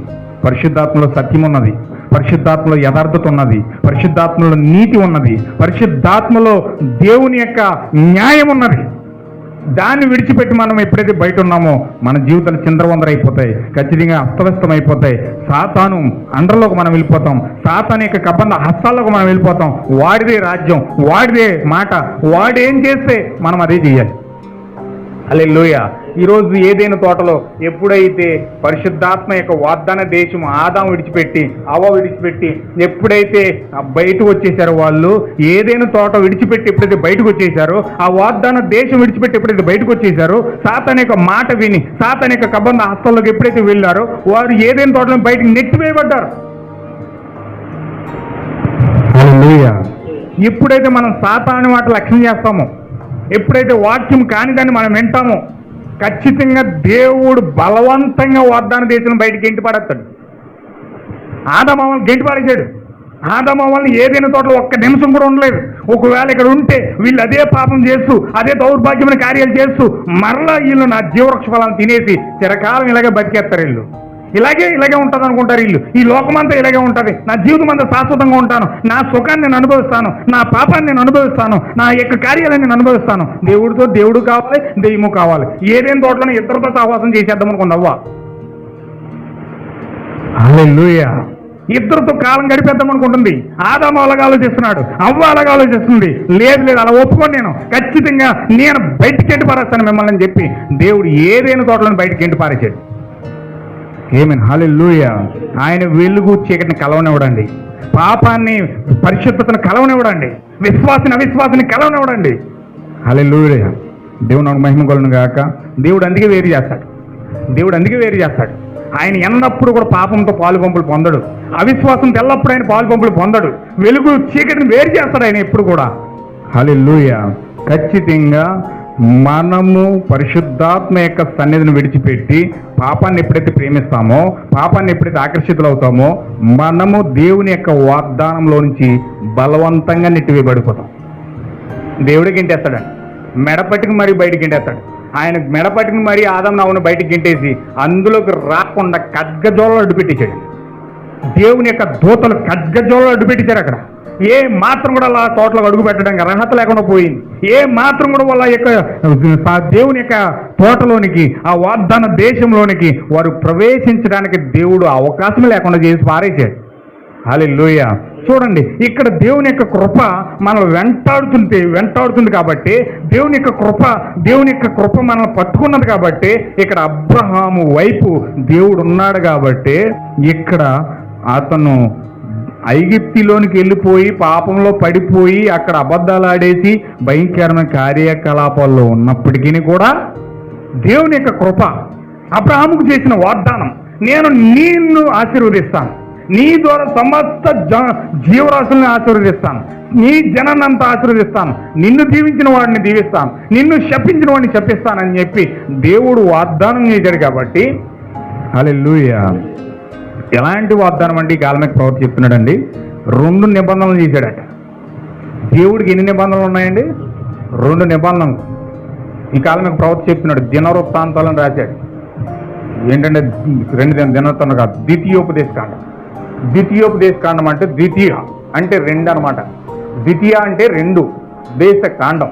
ఇప్పుడు 2 నిబంధనలు కలిగిన గ్రంథం అనమాట. అంటే 2 నిబంధనలు ఎందుకు ఇస్తున్నాడంటే, ఒక నిబంధన ఆదాముతో చేశాడు దేవుడు, ఒక నిబంధన అబ్రహాంతో చేశాడని దేవుడు. హల్లెలూయా.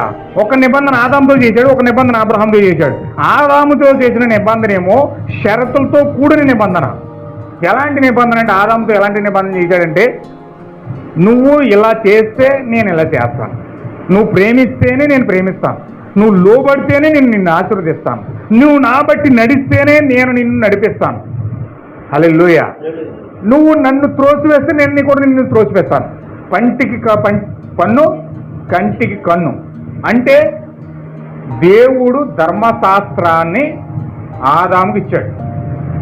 ధర్మశాస్త్రాన్ని ఆదాముకి ఇవ్వగలడానికి గల కారణం ఏమిటంటే, అది కంటికి కన్ను, పంటికి కన్ను.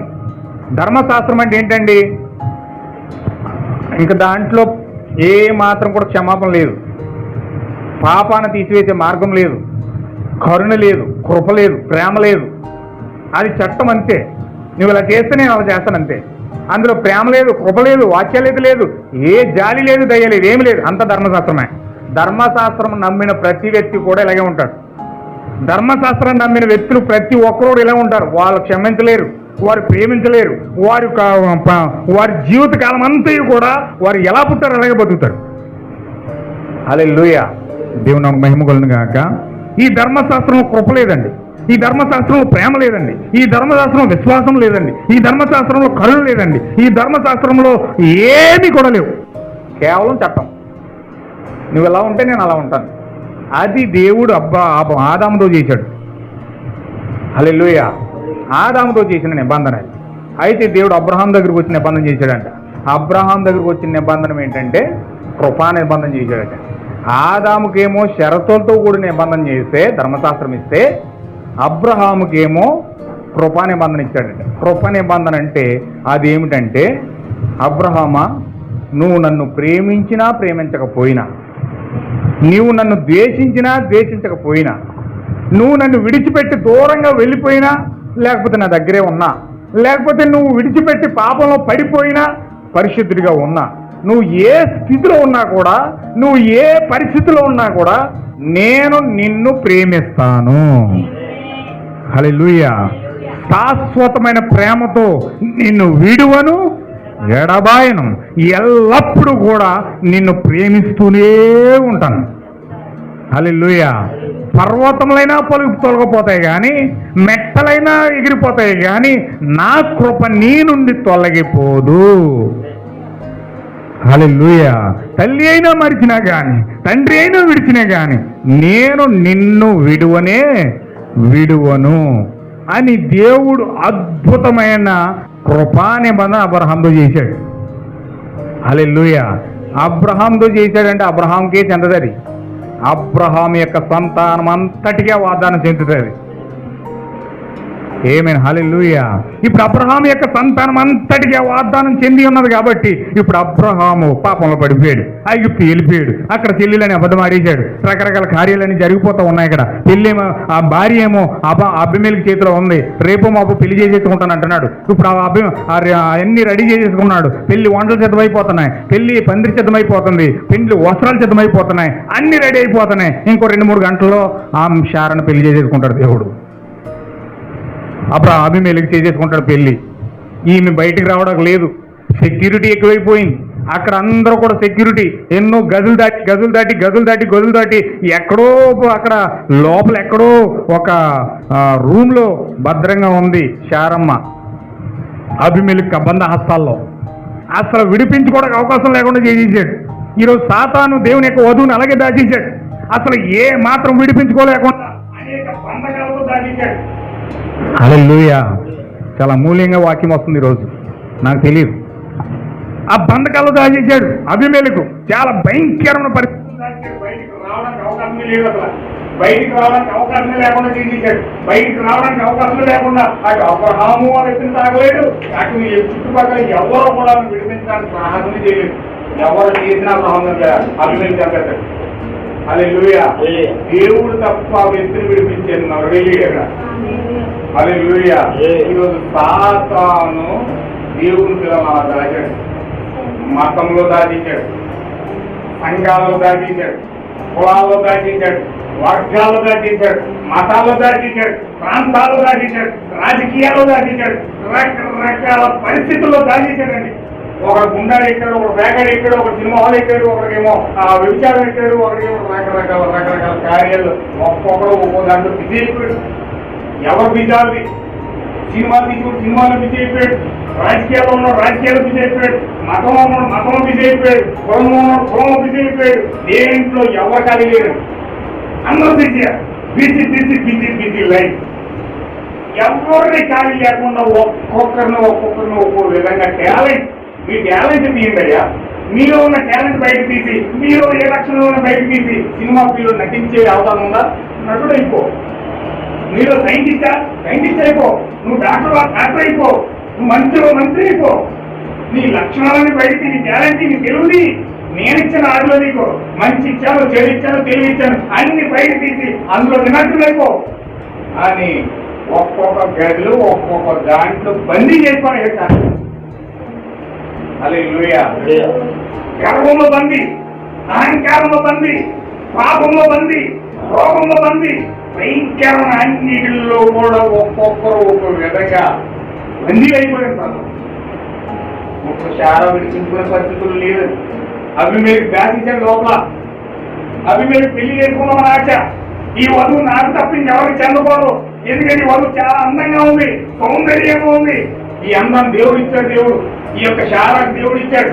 శారా అంటే అప్పుడే ఆ యొక్క 70 సంవత్సరాలు అయిపోయిందంట. 75 సంవత్సరాలు వచ్చింది శారాకి. శారా 75 సంవత్సరాలు వచ్చేస్తే అబ్రహాంకేమో 100 సంవత్సరాలు వచ్చింది, పిల్లలు లేదు. దేవుడు వాగ్దానం చేసి ఆ మంబై కింద వృక్షం కింద గుడాలను బలిపీడం కట్టి దేవుడు ఏలోహింగా ప్రత్యక్షమైపోయాడు. ప్రత్యక్షమైన తర్వాత వెంటనే వాళ్ళ శరీర రూపాంతరపరచబడుకున్నాయి. 75 సంవత్సరాలు ఉన్న శారా ముసలమ్మ 20 సంవత్సరాల వద్ద వచ్చిందంట. హల్లెలూయా. ఏమండి అర్థంగా అభిమేలకు పెళ్లి చేసుకుంటానన్నాడంటే 20 సంవత్సరాలు 75 సంవత్సరాలు ముసలమ్మ చేసుకుంటాడేంటి? ఆ ముసలమ్మ కదట అక్కడ 20 సంవత్సరాల వయసులో వచ్చింది ఆ శారమ్మ. ఇప్పుడు ఆ యొక్క అందాన్ని చూసి ఆ రూపాంతరపరచబడిన శరీరాన్ని చూసి సాతాను మోహిస్తున్నాడు, అభిమేలు మోహిస్తున్నాడు. ఈ అమ్మ నాకే సొంతం, ఈమె నేనే పెళ్లి చేసుకోవాలి, ఎవరు తాకూడదు, ఈ ప్రాంతంలో ఏ మనిషి తాకూడదు, ఈమె నాకే సొంతం అని చెప్పి వివాహం చేసుకోవడానికి అన్ని ఏర్పాటు చేసుకుంటాడు. హల్లెలూయా. దేవుని యొక్క భార్యను, దేవుని యొక్క ఆ సగ భాగాన్ని ఈ రోజు సాతాను పెళ్లి చేసుకోవడానికి ఉర్రోతులవుతూ ఆ వధువుని అన్ని రకాలుగా బంధించేసానన్న ఆ యొక్క నాకు ఆక్యుపేట్ చేసుకున్నానన్న సంతోషంలో సాధన ఉన్నాడు. హల్లెలూయా. దేవుని పెంచుకొని గాక. కానీ దేవుని యొక్క కృప ఏంటంటే ఎప్పుడైతే అక్కడ అబ్రహాము ఆ యొక్క వెళ్ళి ఆ తుప్పడు ముసుగేసుకుని ఆ తుప్పడి కింద ప్రార్థన చేయడం మొదలుపెట్టాడు. హల్లెలూయా. చాలా మంది చెప్తారండి అబ్రహాము తుప్పడు ముసుగేసుకుని పడుకున్నాడు, చాలా నెక్కిపోతే. కానీ ఆ తుప్పడి దేని సాదృశ్యమంటే పరిశుద్ధాత్మ సాదృశ్యమే. పరిశుద్ధాత్మ లోనికి వెళ్ళిపోయి అంటే అక్కడ మొదలుపెట్టాడు అబ్రహాము. హల్లెలూయా. ఆ తుప్పడి లోనికి వెళ్ళి ఆ యొక్క లోపలికి ప్రార్థిస్తున్నాడంట. అయ్యా నాకు తప్పు అయిపోయింది, నాకు తప్పు, నేను ఎల్లవన్న ప్లేస్కి వెళ్ళకుండా నేను రానులోకి వెళ్ళాను, దయచేసి నన్ను క్షమించు, నా భార్యను విడిపించు, నేను విడిపించే సామర్థ్యం నాకు లేదు, నీవే నాకు వాగ్దానం చేసావు, నీ ద్వారా సంతానాన్ని తీసుకొస్తానన్నావు. ఆ సంతానం అభిమేలికి అల్లాసం చేయడానికి వస్తున్నాడు. ఆ సంతానాన్ని అభిమేలికి బాగు చేయడానికి వస్తున్నాడు. ఆ సంతానాన్ని రాకుండా అక్కడ వంకలు చేయడానికి వస్తున్నాడు. ఏదైనా తోటలో పాడు చేసినట్లుగానే, ఏదైనా తోటలో బందీ చేసి అవ్వను లైంగికంగా పాడు చేసినట్లుగానే ఇప్పుడు సారాన్ని కూడా పాడు చేయలేకపోతున్నాడు. అయ్యా ఏదైనా తోటలో జరిగిన పొరపాటు ఇప్పుడు ఇక్కడ జరగకూడదు, ఏదైనా తోటలో జరిగిన వ్యభిచారం ఇప్పుడు ఇక్కడ జరగకూడదు, ఏదైనా తోటలో జరిగిన వంకర మార్గం ఇప్పుడు ఇక్కడ జరగకూడదు, నా భార్య విడిపించు, నా భార్య విడిపించని ఎప్పుడైతే ప్రార్థన ప్రార్థన చేస్తూ ఉన్నాడు. ఆ రాత్రి అభిమిత్రుడికి దేవుడు వెళ్ళిపోయాడు. హల్లెలూయా. ఈమె నా ప్రవక్త యొక్క భార్య, నువ్వు గనక టచ్ చేసావా నీవు మొత్తం తుత్రీగా చేపడతా. నేను నీ కుటుంబంలో ఎవరు పిల్లలు లేకుండా అందరూ కోటలు అయిపోతారు, జాగ్రత్త అన్నాడు. హల్లెలూయా. ఎప్పుడైతే అలాగంటాడు, అయ్యో ప్రభువా నాదే తప్పు ప్రభువా, నా దేశంలో బహుభార్యత్వం చట్టం ఉంది, ఎంతమందినైనా భార్యను చేసుకునే చట్టం ఉంది, ఆ చట్టాన్ని నేను గౌరవించి పెళ్లి చేసుకుంటున్నాను, నా తప్పేమీ లేదు, అసలు నేను చాలా నీతివంతుడిని, ఆమె కూడా పెళ్లి అవ్వలేదు, ఆమె కూడా ఒక కన్యక, ఆమె చెప్పింది నాకు అతను భర్త కాదు అతను తమ్ముడే చెప్పింది అని చెప్పి దేవుడితో వాదిస్తున్నాడు అభిమేలకు. నువ్వేమో అతని ప్రవక్త భార్య అంటున్నావు, అతనేమో నాకు చెల్లెలని చెప్పాడు, మీరు ఎంతవరకు కరెక్ట్ పరుగువా, అలాగే అబద్ధం ఆడొచ్చని కుమారుడు, అలా పాపం చేయొచ్చని కుమారుడు, అలాగే నాకు తప్పులు వచ్చి చెప్పొచ్చని కుమారుడు అని చెప్పి ఇతను ఏం చేస్తున్నాడంటే దేవుని కుమారుడి మీద నిందలు మోపడానికి ప్రయత్నం చేస్తా ఉన్నాడు. హల్లెలూయా. దేవుని నామం పొంది కాక. ఒక లేఖనం సరిగ్గా చేస్తాను, ఉత్సవం చేస్తాను. ప్రకటన గ్రంథం 12 అధ్యాయం. ప్రకటన గ్రంథం 12 అధ్యాయం.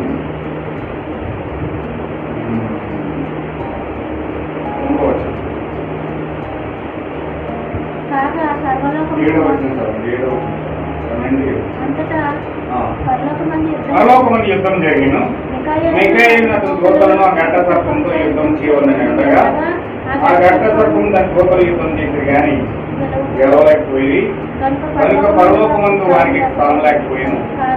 కాగా సర్వలోకము మోసపుచ్చు అపవాది సాతాను పేరు గల ఆది సర్పమైన ఆ మహాఘట సర్పము పడద్రోయబడిను, అది భూమి మీద పడద్రోయబడిను, దాని దూతలు దానితో కూడా పడద్రోయబడి, మరియు ఒక గొప్ప తరము పరలోకముందు ఇలాగూ చెప్పబడింది, రాత్రి పగలు మన దేవుని ఎదుట మన సహోదరుల మీద నేరము మోపబడిన అపవాది పడద్రోయబడి ఉన్నాడు కనుక ఇప్పుడు రక్షణయు శక్తియు రాజ్యము మన దేవుని ఆయను, ఇప్పుడు అధికారం మన క్రీస్తు ఆయను. దేవుడు చూడండి, ఇక్కడ రాష్ట్రంలో చెప్పుకున్నాం మీరంతా కూడా, సాతానుడు ఏ విధంగా పైన యుద్ధం చేశాడు, వాడు ఏ విధంగా కిందకి పడద్రోయబడ్డాడో ఇక్కడ చూసాం. అదే ఇక్కడ దేవుడు ప్రవక్త ద్వారా మాట్లాడుతూ ఉన్నాడు ప్రకటన గ్రంథంలో. అయితే ఇప్పుడు వాడు ఏం చేస్తున్నాడంటే, వాడు ఎలా మారిపోయాడంటే ఆ రాత్రి పగలు కూడా సహోదరుల మీద నిందలు మోపుతూ వాడు అక్కడ ఏం చేస్తున్నాడంటే ఆది సర్పమైన మహాఘట సర్పము అక్కడ ఏం చేస్తుందండి, నేరం మోపుతూ ఉన్నాడట. ఇప్పుడు ఆదాము ఆ యొక్క అబ్రహాం నేరం మోపుతున్నాడు ఎవరు, అభిమేలకు. ఆ ఘట సర్పము, ఆ రోమ్, ఆ కోపు, ఆ లూసిఫర్ ఇప్పుడు వధువు మీద నిందపోతా ఉన్నాడు, వధువు మీద నేరస్థాపన చేస్తా ఉన్నాడు, వధువు మీద నేరం పోతా ఉన్నాడు. అదే లూయా, అది అక్కడ పాపం చేసి చూడు, ఇది పాపం చేసి చూడు, అక్కడ ఆ తప్పు చేసి చూడు, అబ్రహాం అలా చేయొచ్చా, నా చెల్లెలని చెప్పినాడు అతనే కదా, నేనేం తప్పు చేశానా, నేను నీతి మంత్రుని, నేను చాలా ఎలా మంత్రుని, నేనేం తప్పు చేయలేదు, నేనేం పాపం చేయలేదు, నా చట్టాన్ని ఉపయోగం నేను పెళ్లి చేసుకున్నాను అంటే అతను చెప్పిన పొరపాటు, అతను నీ కుమారుడే నాది కాదు. అదే లూయా, ఎప్పుడు కూడా సాతాను ఏం చేస్తుందంటే దేవుని కుమారుని పాపం చేయించి ఆ పాపంని మళ్ళీ తీసుకెళ్ళి దేవుడి దగ్గరికి వెళ్ళి ఎంత ఉపయోగం చేస్తుంది, నీ చేత తప్పు చేయించి నీ మీద నిందమోపుతుంది. మనుషులు చాలా మంది అలాగే ఉంటారు, సాతాను సంబంధికులు అలాగే ఉంటారు, సాతాను ద్వారా పుట్టిన పిల్లలు కూడా అలాగే ఉంటారు. వాళ్ళు ఏం చేస్తారు, వాళ్ళే తప్పు చేస్తారు, వాళ్ళే తప్పు చేసి కూడా ఆ తప్పులు తక్కువ నెట్టేసి వీళ్ళు యథార్థవంతులుగా వీలైపోతారు. మేము బాబు చేస్తూ కూడా తప్పు చేస్తూ కూడా ఈ బాబా నెట్టుల నుంచి ఎదురులను నెట్టేస్తారు, ఎదురులను నెట్టేసి వాళ్ళు పాపం చేశారు, వాళ్ళే తప్పు చేశారు, వాళ్ళే నాశనం అయిపోయారు, వాళ్ళే అది చేశారు, వాళ్ళు గొప్పట. ఇది సాతానిక గుణలక్షణం, సాతానిక ప్రథమ లక్షణం. ఇది ఎప్పుడైతే అక్కడ అభిమేలకు ఆ యొక్క స్థానాన్ని తీసుకెళ్ళిపోయి బంధించేసి మళ్ళీ దేవుడి దగ్గరికి వచ్చి ఆ అబ్రహాం మీద మేము నేరం అవుతున్నాడు. ఏమంటాడంటే అతనే తప్పు చేశాడు, నా భార్య చెప్పింది అతనే, నాదే తప్పు లేదు అంటున్నాడు. హల్లెలూయా. అప్పుడు దేవుడే చెప్తున్నాడు, నా కుమారుడు చేసిన పాపానికి నేను ప్రాయశ్చిత్తం చేశాను, నా కుమారుడు చేసిన తప్పుకి నేను ప్రాయశ్చిత్తం చేశాను, నేను రక్తం కాచాను, నేను గొలుసును వధించాను, నేను దానికి పరిహారం అయ్యాను. నా కుమారుడు యొక్క ప్రతి పాపాన్ని కూడా నా సొంత రక్తం చేత తీశాను. హల్లెలూయా. నా సొంత రక్తంతో తుడిచేశాను కాబట్టి నా కుమారుని నిర్దోషిని చేసింది నేనే.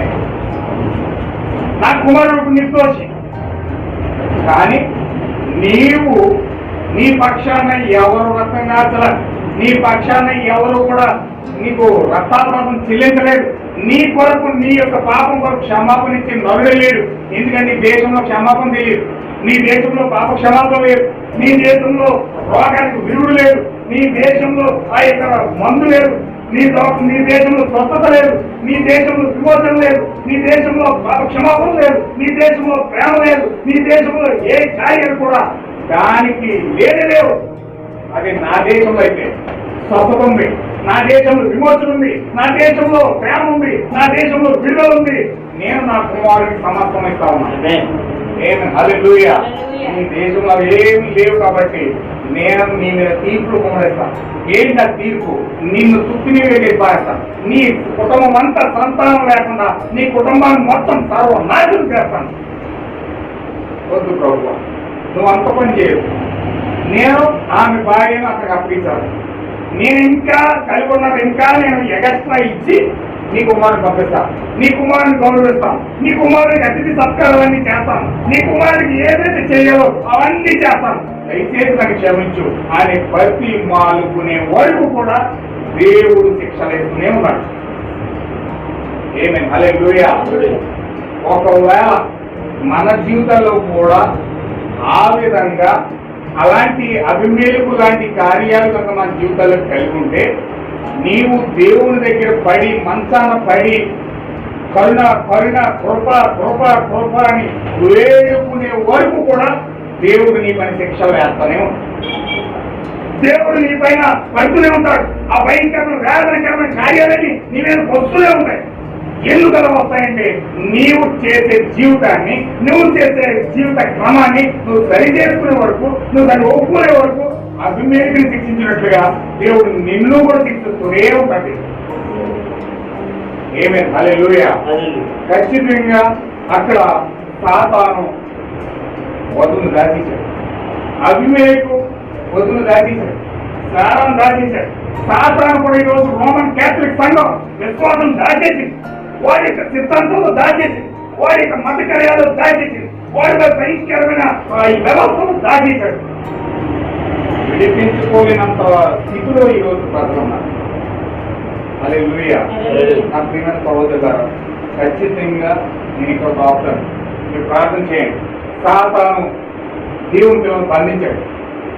ఆ యొక్క అభిమేలకు చారాన్ని బంధించినట్లుగా దేవుని పిల్లలను సాతాను బంధించాడు. ఈరోజు రోమన్ క్యాథలిక్ సిద్ధాంతాలతో బంధించబడ్డారు. జీడియం మనవులు, మెథడిస్ట్ అనవులు, క్యాథలిక్ అనవులు, భయంకరమైన సంఘాల్లో రకరకాల సిద్ధాంతాలతో కట్టివేయబడ్డారు. వారు విడిపించుకునే స్థితిలో లేరు, వారు విడిపించుకునే స్థితిలో వారు లేరు. దేవుని యొక్క పాస్టర్లు కూడా వాళ్ళు విడిపించలేరు, దేవుని యొక్క ప్రవర్తన కూడా వాళ్ళు విడిపించలేరు, దేవుని యొక్క సేవలు కూడా వాళ్ళు విడిపించలేరు. ఎవరు కూడా విడిపించలేని స్థితిలో దేవుని పిల్లలను దాచేసాడు సాతాను. హల్లెలూయా. అయితే నా ప్రియమైన సోదరులకు ఖచ్చితంగా వాళ్ళు విడిపించాలంటే దేవుడే రావాలి. వాళ్ళు విడిపించాలంటే దేవుడే రావాలి. దేవుడే వారిని గద్దించాలి, దేవుడే వారికి తీర్పులు ఇవ్వాలి, దేవుడే వారికి కఠినమైన చర్యలు వారికి చూపించి దేవుని యొక్క నిజమైన భార్యను విడుదల చేయాలి, దేవుని యొక్క నిజమైన వధువుని విడుదల చేయాలి.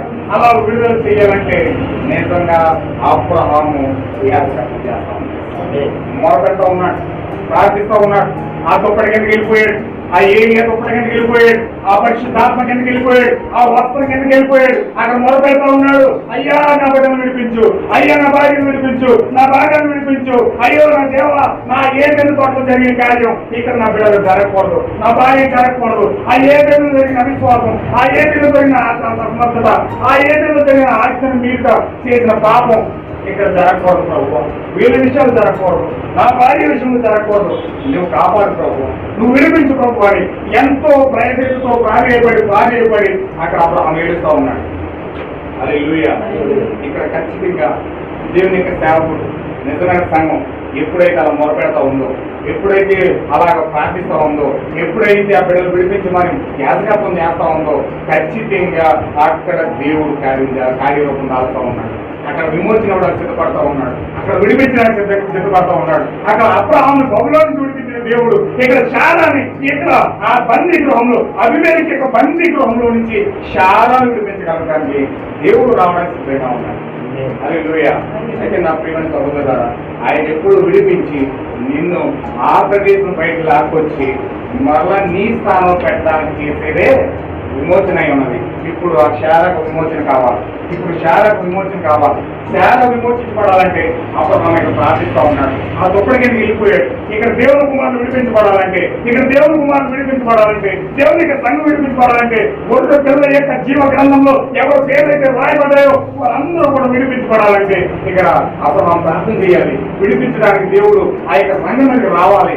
అప్పుడే వాళ్ళకి ఆ పిల్లలందరూ విడిపించబడతారు. కలిసి మనం అందరూ ప్రార్థన చేద్దాం, అదేతో ప్రార్థన చేద్దాం, వస్త్రం మీదకి వెళ్దాం. పరిశుద్ధాత్మ నిజమైన పరిపూర్ణ విశ్వాసము, ఆ పరిశుద్ధాత్మ వరము మనం పొందుకుందాం. అమూల్యమైన గుణలక్షణాలు మనం పొందుకోవడానికి దేవుడు ఆ గుణాతిశయాలు మనకు ఇవ్వడానికి దేవుడు ఆ యొక్క పరిశుద్ధాత్మ బాప్తిజాన్ని మనకు ఇస్తా ఉన్నాడు. కాబట్టి ఆ విమోచన కార్యం మన సంకల్పాన్ని తెలుస్తూ ఉన్నాడు. కాబట్టి ఖచ్చితంగా అందులోకి వెళ్ళి మనం పరిపూర్ణ ప్రార్థన చేద్దాం. దేవుడు వాక్యం జీవించిన ప్రార్థన చేద్దాం. అందరూ హల్లెలూయా. జీసస్ స్తోత్రములు ప్రభువా, స్తుతులు స్తోత్రాలు చెల్లిస్తూ ఉన్నాం ప్రభువా. గొప్ప దేవుడా, ఎంత అమూల్యమైన వాక్యం తెరిచావు తండ్రి. మా ప్రార్థన ఆలకించే దేవుడు అయినావు ప్రభువా. ఓ దేవాన్ని విమోచన ప్రణాళికను తెరిచి నీ బిడ్డల కొరకు ఎంత అద్భుతమైన కార్యాలు తెరుస్తూ ఉన్నావు దేవా. ఈరోజు మాకు విమోచన జరగాలంటే, ఆ విమోచన కార్యం మా జీవితంలో జరగాలంటే నువ్వు విడిపించబడాలి ప్రభువా. ఓ శారా అభిమేలకి చేతులు బందీ అయిపోయింది ప్రభువా. ఓ బంధకాల్లో కబంధ హస్తాల్లో బందీ అయిపోయింది ప్రభువా. విడిపించుకోలేని స్థితిలో ఈరోజు శారా ఉన్నది ప్రభువా. ఓ దేవ తండ్రి, అబ్రహాం ఏం చేయలేని పరిస్థితిలో ఉన్నాడు, నిస్సహాయ స్థితిలో ఉన్నాడు ప్రభువా. ఓ దేవా, ఎవరు కూడా ఏం చేయలేని పరిస్థితి. ఆమెను విడిపించాలంటే నీవే రావాలి ప్రభువా. నీవు రాకుండా శారా విడిపించబడదు, నీవు వస్తేనే శారా విడిపించబడుతుంది ప్రభువా. ఈరోజు తండ్రి, ఓ మనుషులు ఎవరు రకరకాల కార్యాల్లో బందీలైపోయి ప్రభువా, ఎంత వాక్యం వినపడుతున్నా, ఓ ధారాళంగా సముద్రపు ఘోష వలె వాక్యం వినపడుతున్నా పట్టించుకునే నాదులు లేరు ప్రభువా. దాన్ని గ్రహించే నాదులు లేరు ప్రభువా.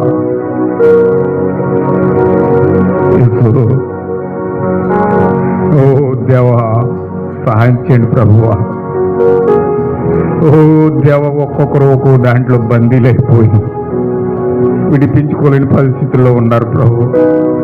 సాతాను కబంధ హస్తాల్లో బందీలైపోయి ప్రభువా. ఓ దేవా, ఈరోజు నిన్ను కనుగొనడానికి వారికి మార్గం లేదు ప్రభువా. బయటకు వచ్చి నిన్ను చూడాలంటే, బయటకు వచ్చి మొరపెట్టాలంటే అవకాశం లేదు ప్రభువా. సాతాను సెక్యూరిటీ 20 కోట్ల దెయ్యాలు కాపలాగా ఉన్నాయి ప్రభువా. ఓ దేవ, వారు బయటికి వచ్చే స్థితి లేదు ప్రభువా. ఇంద్రియాల దగ్గర కాపలా కాసి, ఓ దేవ, వారిలో ఒక్కొక్కరు భయంకరమైన స్థితిలో ఉండి ఈరోజు భయంకరమైన కరువులు, కాటకాల ద్వారా, యుద్ధాల ద్వారా, పక్కల ద్వారా, ఓ దేవ, అహంకారం ద్వారా, గర్వాల ద్వారా, మతాల ద్వారా, ఓ కులాల ద్వారా ప్రభు, రాజకీయాల ద్వారా, ప్రాంతాల ద్వారా, వర్గాల ద్వారా, ఓ దేవ, సంఘ శాఖల ద్వారా అనేక విధాలుగా ప్రజలు బందీలైపోయారు ప్రభువా. విడిపించుకోలేని స్థితిలో ఉన్నారు తండ్రి. ప్రభువా, నీవు రావాలి ప్రభువా. నువ్వు వస్తేనే శారా విడిపించబడుతుంది ప్రభువా. ఓ దేవా ప్రభు, దానికి అబ్రహాము యాజకత్వం చేస్తా ఉన్నాడు తండ్రి. ఈ రోజు నీ పిల్లలు యాజకత్వం చేస్తా ఉన్నారు ప్రభువా. ఈ రోజు మేము యాజకత్వం చేస్తా ఉన్నాం తండ్రి. ఈ రోజు దేవా దుప్పటి కిందకు వెళ్తా ఉన్నాం ప్రభువా. ఆ పరిశుద్ధాత్మ కిందకు వెళ్తూ ఉన్నాం తండ్రి. ప్రార్థిస్తూ ఉండగా నీ బిడ్డలు విడిపించండి ప్రభువా. నీ బిడ్డలను కాపాడండి ప్రభువా. ఓహో దేవా, నువ్వు ఒంటరి చేస్తా ఉన్నావు. మా స్థానంలోకి వెళ్ళడానికి ఒంటరి చేస్తా ఉన్నావు తండ్రి. యాకోబును ఒంటరి చేసిన దేవుడవు, అబ్రహామును ఒంటరి చేసిన దేవుడవు. బైబిల్లో ప్రతి ఒక్కరూ ఒంటరి అయిపోయారు ప్రభువా. యేసుక్రీస్తు కూడా ఒంటరిగా గెచ్చమనే తోటలో ప్రార్థిస్తూ ఉన్నాడు ప్రభువా. ఆ స్థానంలోకి వెళ్ళాలంటే ఆ గెచ్చమనే తోట అనుభవం పొందుకోవాలి ప్రభువా. ఈరోజు ప్రతి ఒక్కరూ ఆ అందులోకి వెళ్తూ ఉన్నారు. ఈరోజు మా జీవితాలు కూడా ఒంటరిగా పోరాడుతూ ఉన్నాం తండ్రి. ఒంటరి పోరాటాలు చేస్తూ ఉన్నాం ప్రభువా. ఓ అబ్రహాం ఒంటరి పోరాటం చేస్తూ ఉన్నాడు తండ్రి. శారాను విడిపించుకోవడానికి ప్రభువా ఒంటరి పోరాటం చేస్తూ ఉన్నాడు తండ్రి. ఓ ఈరోజు మా జీవితాలు విడిపించుకోవడానికి ప్రభువా, మా శరీరం నుంచి విడిపించుకోవడానికి ప్రభువా, పాపం నుంచి విడిపించుకోవడానికి ప్రభువా, రోగం నుంచి విడిపించుకోవడానికి దేవా, ఈ అవస్థల నుంచి విడిపించుకోవడానికి ప్రభువా. ఓ మేము ఒంటరి అవ్వాలి తండ్రి. మమ్మల్ని మేము విడిపించుకోవాలంటే మేము ఒంటరి అవ్వాలి ప్రభువా. మా శరీరాల నుంచి మేము ఖాళీ అవ్వాలంటే ఒంటరి అవ్వాలి ప్రభువా. ఓ దేవా, సహాయం చేయండి తండ్రి. కృప చూపించండి, పోరాటం నేర్పించండి తండ్రి. ఓ పోరాటం నేర్పించండి ప్రభువా. ఓ ఆ విమోచనలోకి మమ్మల్ని నడిపించండి తండ్రి. ఆ పరిపూర్ణమైన విమోచనలోకి నడిపించి ప్రభువా. మీ కార్యాలు తెరవండి తండ్రి. కృప చూపించండి. మా జీవితాలు మీకు అప్పగించుకుంటా ఉన్నాం. సహాయం చేయండి ప్రభు. ప్రార్థిస్తారా సహోదరులారా? మీ హృదయాలు ప్రార్థిస్తారా? హృదయాలు చిన్న ప్రార్థన చేయండి. ప్రభువా, ఆమె విడిపించబడాలి, అనేక మందిని విడిపించాలి ప్రభువా. ఆ విమోచన ప్రణాళిక మా జీవితంలో జరగాలి తండ్రి. అబ్రహాములో జరిగించిన దేవుడవు, శారాలో జరిగించిన దేవుడవు, ఈరోజు మా జీవితంలో జరగాలి ప్రభువా. కృప చూపించండి తండ్రి. పరిశుద్ధుడా, నీకు వందనాలు ప్రభువా. నీ ప్రణాళిక ఎంత గొప్పది ప్రభువా. మా పట్ల నువ్వు రచించిన ప్రణాళిక ఎంత గొప్పది ప్రభువా. దాన్ని పరిపూర్ణంగా తెలుసుకోవడానికి సహాయం చేయండి తండ్రి. ఈరోజు ప్రణాళిక తెలియకుండా మేము గుణాతిశయాలు పొందుకోలేం ప్రభువా. ప్రణాళిక తెలిస్తేనే మేము గుణాతిశయాన్ని పొందుకుంటాం, ఆ పరిపూర్ణ విశ్వాసం పొందుకుంటాం, ఆ యొక్క ప్రభు వాగ్దాన విశ్వాసం పొందుకుంటాం ప్రభువా. ఓ దేవ, అందులోకి వెళ్ళడానికి సహాయం చేయండి తండ్రి, కృప చూపించండి ప్రభువా.